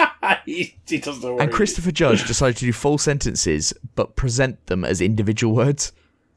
Best of both worlds. So yeah, he won for Kratos. Then we had Best RPG, which was Elden Ring, which I thought was interesting because do you remember ages ago, Eddie, you and Pete were ripping on me for saying that Dark Souls is an RPG. And now Elden Ring's just won Best RPG. Yeah, probably were ripping you for that stupid comment. Brilliant. Nothing else to say on that? Apart from you stupid. Okay, good follow-up. Most anticipated Take that, game. Jeff. Most anticipated game was Legend of Zelda: Tears of the Kingdom. And I was racking my brains to think what would be a bigger game. They had obviously like Starfield on the list and stuff, but I don't think to a lot of people, I know it's on Xbox only, Starfield, but I don't think people are like as hyped about something like Starfield as they are a number of other big games. If you turn around and said it's the next Skyrim, oh yeah, that would be huge. I think people would, if you were a bit more casual, oh yeah, Skyrim, love that. Yes. I would say it's probably the most anticipated game I've had since Cyberpunk. Yeah, I'm also really looking forward to it, and yeah, I understand that from your perspective. I think Diablo 4 probably pips it for me. But yeah, Diablo 4 and Starfield are probably my 2 biggest, and Zelda's up there because I absolutely adored Breath of the Wild, but I'm not that hyped for this one. But how about you, Punk? I love Breath of the Wild, can't wait to play this, but it just, the footage they've shown, is like, that's not happening on a Switch. I can't wait to emulate this in the Steam Deck. Put some lighting into it. Get a frame rate. Having bought the game on the Switch, yeah, that's how it works. Oh, of course, yes. Course. How else would I have ripped it and put it on the internet for all my friends? Yeah. Nintendo. You'd never. That's not what grumpy gamers do anyway. So, absolutely. Right. I'm sorry. Do you not want access to my Google Drive? Yeah, we'll share thoughts on that after the show. He's cutting that out. Yeah. Edit. All right. Best multiplayer went to Splatoon 3. Imagine that. I said that, so don't imagine that. Yeah. You called me a dickhead when you said. I'm not sure I used those words, but I might have, but I don't think so. It had nothing to do with Splatoon, but yes, I did call you a dickhead several times. I like Splatoon, so I was surprised at that. I was glad that it got it, but very surprised at that. I genuinely didn't think it was in with a chance. No, nor did I, because and that's not a reflection on Splatoon. No, it's more that the Western audience, I don't think. Yes, exactly, yeah. I don't think a Western audience really reacts too much from Splatoon's big, obviously, but it's just huge in Japan, mainly. But anyway, best art direction, Elden Ring. Best narrative was God of War. Best indie was Stray. Yeah, very happy about that. And game of the year was Elden Ring. And I know with what we've just listed there, it doesn't seem so, but God of War got fucking loads of awards, didn't it? What was it, 6 or so? Yeah, it got like 1 million, and Elden Ring had like 2. But it got a game. Got the big one though. Yeah, but it got game of the year. Yeah, it was like mattered. it was all. Yeah, it was written, wasn't it? Like it was just. I think everybody kind of knew it, but there were loads more. If you care, then you can check it out on the website. But you've probably heard 10 other fucking podcasts go through it. Exactly. Yeah. But we had to give a summary because if you don't, then you're the odd one out. So there we go. Imagine that. What did we enjoy from the show? Because everyone's there for the announcements, aren't they? The big thing is for the announcements. The awards are kind of the thing in the background. I don't mind them. That's fine. I know, Punk, you hate them, so that's fine. I can't fucking stand them. Why not just get rid of them and have an hour-long trailer show, like a compressed E3? It's what the only thing people care about. That would be immense if it's just trailer on trailer on trailer. But. Yeah. To be fair, that's literally what I did. I just didn't watch it, and then I watched compressed trailers non-stop. I watched it for this show, but if it wasn't for the show, I just get the highlights the next day. I watched the whole fucking thing, and I would rather what you're saying, but I sat down and fucking watched 3. I watched the pre-show, and then I watched the whole fucking show, and it was a bit much. I tell you that, it was a bit much. Like, this was supposed to be shorter this year. Wanking into a mirror, it's yeah, and I don't mind like Jeff Keighley and all that kind of stuff. I think Jeff Keighley's good for the industry. I think what he does is good, and I hear that he's fantastic to work with and all this kind of stuff. So yeah, I'm fine for that to happen. But he's not coming on the show. Yeah, Jeff. Well, we've asked. Come on, Jeff. Come on with us. Jeff. Tell the listeners about. He won't, because Pete thinks he's a cunt. Yeah, we can bin Pete off. It's fine. We will choose you, Jeff. We will choose you. We'll just have us 3. Pete's never here these days. He's always sick. We've never said a bad word about you, Jeff. So, no, I love Jeff. Nobody here. So yeah. But anyway, big juice swagging prick. Okay. That's okay. Christopher's not coming back on for that episode, so yeah. We do not like that. Okay, it's just me and Eddie on that one then. Jeff, you're in safe hands with me and Eddie. Right. So anyway, big announcements. What were we interested in? Punk. What was your favourite thing? Shall I go first? Because there's only one. One in the whole show. Brilliant. There you go. Whole show should have been one trailer, right? And then it should have fucked off. Right. Go for it. Hades 2. Hades 2. Oh, yeah. Jesus Christ.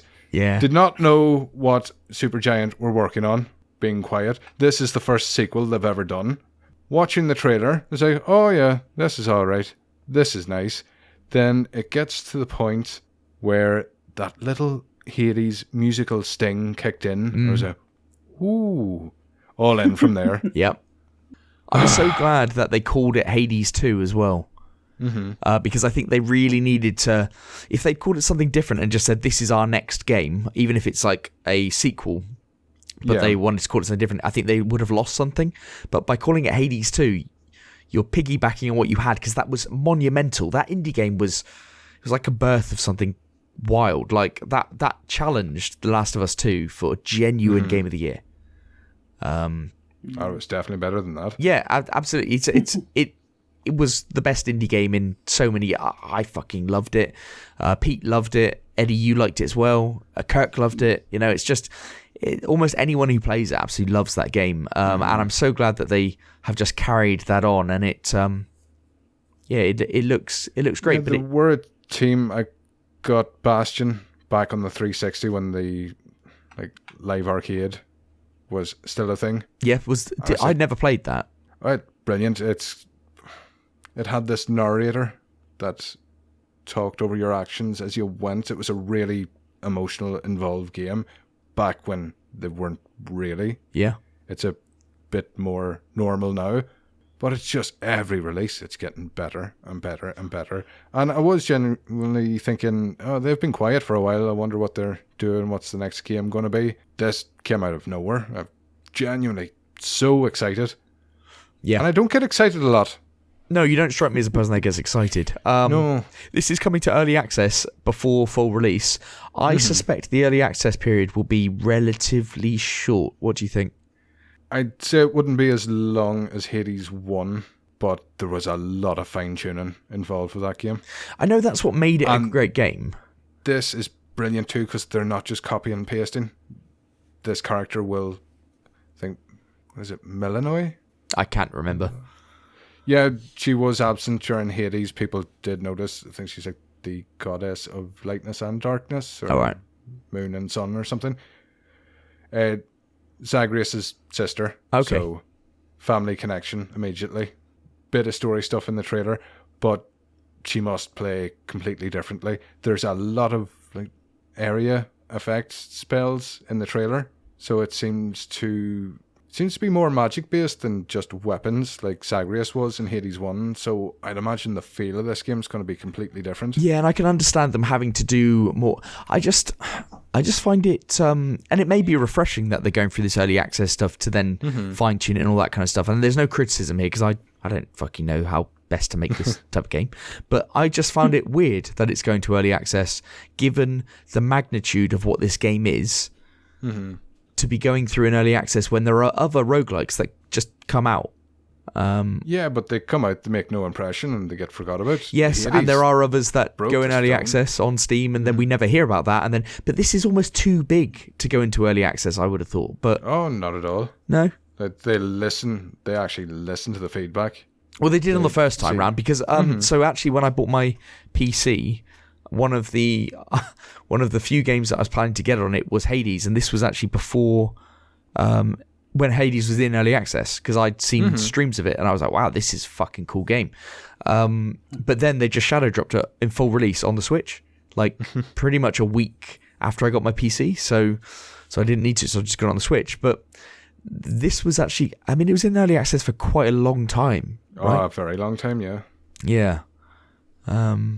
It's not going to happen the same this time, but yeah, I just found that whole thing quite weird. It might be a bit shorter, but like a full faith in the team. They haven't dropped the ball once yet. Or I think when it comes to early access, it's basically going to be done.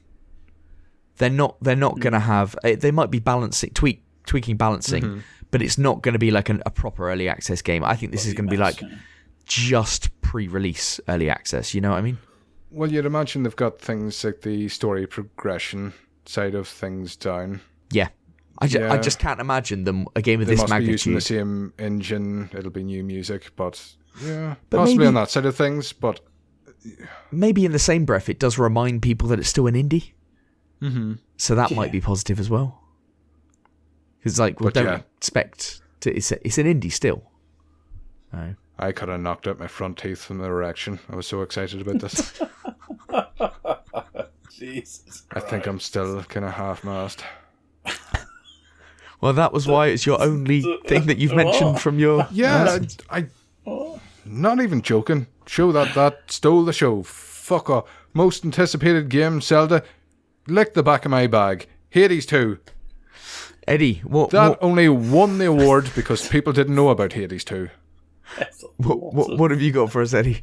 There's a lot of things to think about. There's a lot to unpack there. There's a lot to unpack. A lot. There are a few things. I liked the look of Atomic Heart. I thought that looked okay. Banishers. I know we only saw like 10 seconds of it, but I thought the visuals look good at that. Nightingale, I think, could be either really silly or it could be good. The two big ones for me, Blood Bowl 3 got a date, which is great because I'm a huge How many Blood Bowl times fan. have you ever, on this podcast, how many times have you banged on about fucking Blood Bowl 3 coming out? And you know what's funny? I always caveat it with I won't even get it on day one because I know what they did on Blood Bowl 2 is they just released it with like 4 teams and they didn't. You had to pay extra for the rest. So this game is going to be such a letdown for you. I just can't wait for that. Oh dear! You know what? Pentiment, he's never going to play it. No, he's never going to play it. The last one was a huge letdown for me, but I think if you looked at my Steam, I've probably still chucked in about 500 hours of it. So. But funnily enough, the one that I'm most excited about is The Last of Us Part 1 PC port. Oh, because you've got a PC that can play it now. Well, I've always said that this is probably the biggest disappointment that I haven't been able to play. Not only because I love the look of the game from all the hundreds of hours I've watched of it, but I'm never going to buy a PlayStation just for that one game. So I've always been devastated that I haven't played it. So yeah, PC port, I'm definitely going to get that. I might even ignore the fact that it's going to come out at 50 quid. Yeah, you're going to have to ignore that and suck up that but it's coming out at £50, but it came out at £70 on the console. Oh, 20 quid off. Yeah. Yeah. Sony love their PC players. But you can't tell Eddie how long the game is, though, because that would... But there are... I assume £50 is going to be an 80-hour game. Oh, it can only be 80 hours, Eddie. Well, it depends how many speed runs of the game you do. Because there's a speed run mode, so that's good. Yeah. But yeah, no, I think that was a good announcement. Also, Returnal is coming to PC. There's a game that was designed with ultra-wide in mind. Yeah. There's so much shit happening in that game. Yeah, you fucking loved Returnal, didn't you? I actually platinumed it. That is impressive. But yeah, that's coming to PC. We were going to stream that. Yeah, we were. And I think the only thing that need to work out, I want to get us both on camera to do it, but I would love to do that. Life got in the way of that. Did you really struggle with that game? I did struggle with that game. I really loved it, but you loved it, but yeah. But it does get difficult. I think once you've got the knack of it. I mean, Donnie said it as well. I spoke to him. I think he's platinumed it as well. Is that right, Punk? Do you know? Yeah. He's got nothing else to do with his fucking time. He's probably platinumed everything. There you go. So a lot of hate brought tonight. I like that. I respect that. I respect it. Respect and Donnie, but far too close to each other in a sentence. but yeah, I mean, so was you and Half-Mast with Lick My Sack. Those were way too close together. I'm pretty sure it was Bag, but you know. Well, we were all quote me all you want. God, he's trying to block the out back the sentence, of my bag, sir. He's having to fill in the gaps at this point. My picks for the show. So Diablo 4 obviously got a release date, 6th of June. We mentioned that earlier. So one that got a really big reception was that Armored Core 6. Because FromSoft are making a new Armored Core game. That's been long rumoured. We've been hearing about this for like the last 6 months. It got a rousing kind of cheer when that got announced. I think more FromSoft got a cheer. It's interesting because not many people have ever played an Armored Core game. The last game was 10 years ago. I think it was on the PS2. And yeah, it's kind of what FromSoft were known for, right? Before Souls games and everything like that. And it's where Miyazaki started. And do you remember Daemon X Machina coming out on the Switch a few years ago? That wasn't very good. I think that tried to channel some Armored Core stuff. So it's also coming to Xbox One and PS4 as well as the new gen. So I'm not a big fan of that for something like this, but well, it's a FromSoft game. It's not going to be very technically demanding. It's not going to be pretty. Well, it might be demanding. It just might not work so well. Well, we'll see. But this strikes me as one of those titles people always talk about but never really play. That's exactly how I feel about it. You know, people when you say Armored Core, people know what it is. Oh, that mech series, yeah, and they'll talk about it as if it's really fondly remembered. No, never played it. So we get it. You looked up fucking FromSoft and Wikipedia and yeah, there's games here that people don't know about. Yeah, I can pretend to love them, and people will think I'm very knowledge's about video games. Yeah, it's like there's and that respect me. There's that Souls-like game which is before Demon Souls. So there's that game and I've played that. Have you? No one cares. A lot of hate today. Yeah, a lot of hate. Yeah, I wonder where this has sprung from. But a Eddie. lot of love for the next two, Death Stranding 2 and Remnant 2 were announced. Yeah. Love Just Death what we needed, Stranding. more of Death Stranding. More Death Stranding. The walking simulator. I'll have more. Oh, you could get that on PC, Eddie. It's really cheap. Is it really cheap, Ben, or is it really cheap like you're really cheap? I bought it for like $7.99. Oh, wow. Okay, that's an Eddie price. Yeah. It's really And cheap. Please, actually Eddie, I will wanna play gift it. you a copy of that game. I would love to hear your reaction on it. A shite movie broke apart with bad gameplay. But it's wonderful. though. I do love Mads. Mads Mikkelsen is Yes, his name or something yeah. like that. I love him. I think he's a genuinely very think that Eddie would handsome- like this. I do. I don't know. It's an awful shite game. Some people I respect think it's a terrible game. Yeah, it kind of is. And you need Right. But it's I will also get mixed my magnificent. sort of Hades 2 erection, but for Hideo Kojima to really enjoy these games. But it's magnificent and awful in equal measure, and I loved it. I don't know what that means. How do I supposed to understand that? $7.99. Well, you're halfway there. You know, oh, it's so confusing and Nobody deep. gets it. I know. I had no idea. The thing that really frustrated me the most is that I saw credits like 3 times. You can't skip any of them, and you're just running on a beach. Fucking like, and if you hit that end game, like if it's like 10:30 at night or something, you hit like, the first credits. Son, you're in for another 2.5 hours. That controller ain't getting put down. There's no save. That's just so you can see a certain name 50 fucking more times. How many times do you have to see Kojima Productions? I don't know, but you see it a lot, man. You see it a lot, but my God, is that game A load of products. good? And the other one, yeah, as I said, Remnant 2. When I saw this come up on the screen, Remnant from the Ashes was the last one. Yeah. I loved that game. And when I saw this guy, I was saying to her, I was like, Remnant? Is this Remnant? Remnant? And then it fucking was. For people who don't know, it's kind of like a Souls-like with guns. And it really is an excellent game, and it's cheap if people Wasn't to get into that. the original given away on PS Plus Yes, at one stage, so it could be in a lot of people's libraries. it was, and it was also on Game Pass at some point. If you've got 2 people to play it with, it's really worth a go. It's got a real interesting mechanic of like leveling up the world that you're in.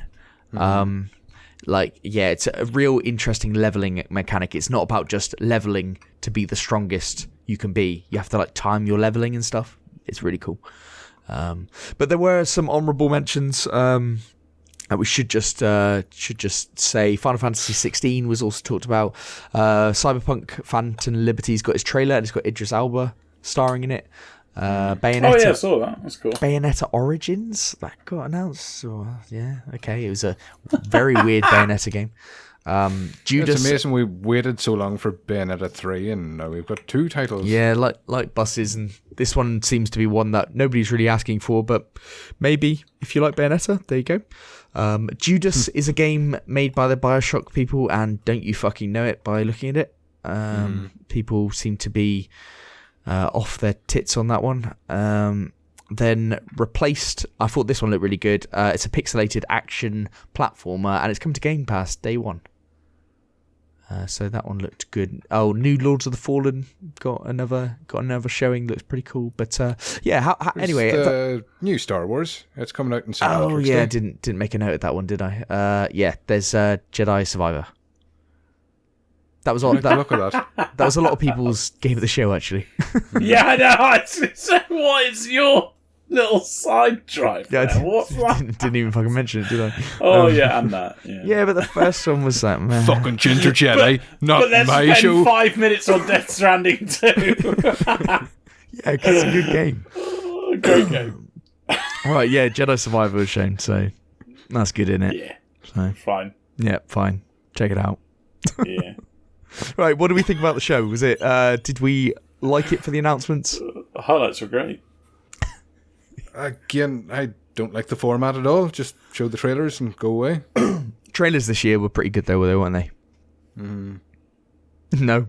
It gave you Hades Not 2. overly. It gave you Hades 2. Give me Hades 2, but I would have been that excited if they just tweeted it out. I must admit, actually, they didn't really show many release dates for anything, did they? No.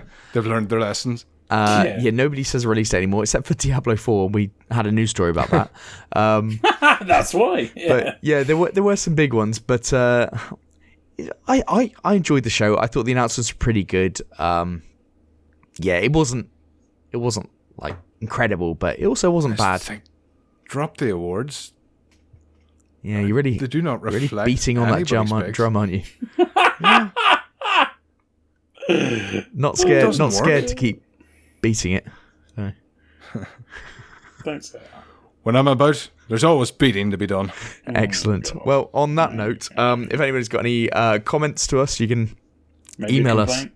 Podcast. Yeah, Jeff, come at me, bro. Yep. Right, so Jeff, again, email us at podcast@grumpygamers.co.uk. We'll make sure Punk isn't on for that one, and Pete can also step aside as well. It can just be me and Eddie in a nice, safe environment. That's all. That's all good. Or Jeff, you can tweet us at GrumpyGamersPod. Jeff, don't be scared to leave a comment on our YouTube videos, Grumpy Gamers Podcast, or drop into our Twitch streams, 7 p.m. Thursdays, Grumpy Gamers Podcast, all one word. Leave a few bits, Jeff. Oh, I see a note at the end of the podcast here. 1 minute 56:40 Eddie doorbell. You're not supposed to read that out, Ben. That's your editing note. Oh, you've made notes for me. Yeah, well, doorbell. Well, that's nice. Yeah, of you, because isn't that's it? not going to be the time after a few things get cut out. But I appreciate But it. the worst thing is now Ben's not going to edit that because he'll then have to edit this whole conversation out, which is too much work for him. He'll get a new time, text you, and say, "Can you send me a voice clip that says 1 hour 24, please?" And I'll just get no response from Eddie. Yeah.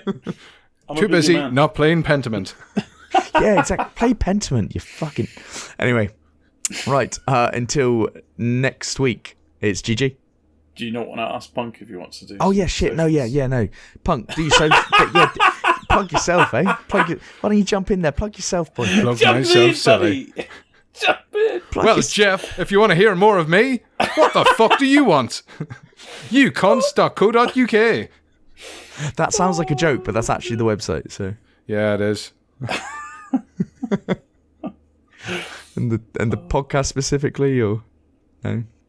What the fuck do you want? I've said it. I mean, you said it, but that there were could have been, very fucking tight socials there. Yeah, but you were saying... I don't care if people fucking listen to me or not. I'm not in this for the numbers.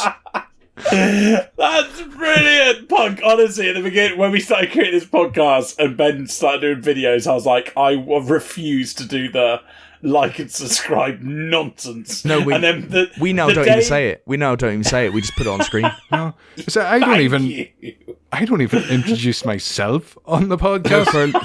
For most of the start of your podcast, like people don't even know who you are, right? No, I think on one of the episodes I talked to myself. I referred to myself by name, but hey, if they're there, they know who they're listening to. So I've brought people. I'm not taking people out of your pot. And in 2 weeks' time, we have our Game of the Year show on the 28th of December, and it's going to be us three and Pete. So that's our big beverages. Plug. So that's we've mentioned that enough Jeff tonight, I think. If Jeff wants to join, then Jeff can join. So. Right, and are we now ready to say GG? I think we are. Okay, GG. GG. Aka! Aka! Jesus Christ.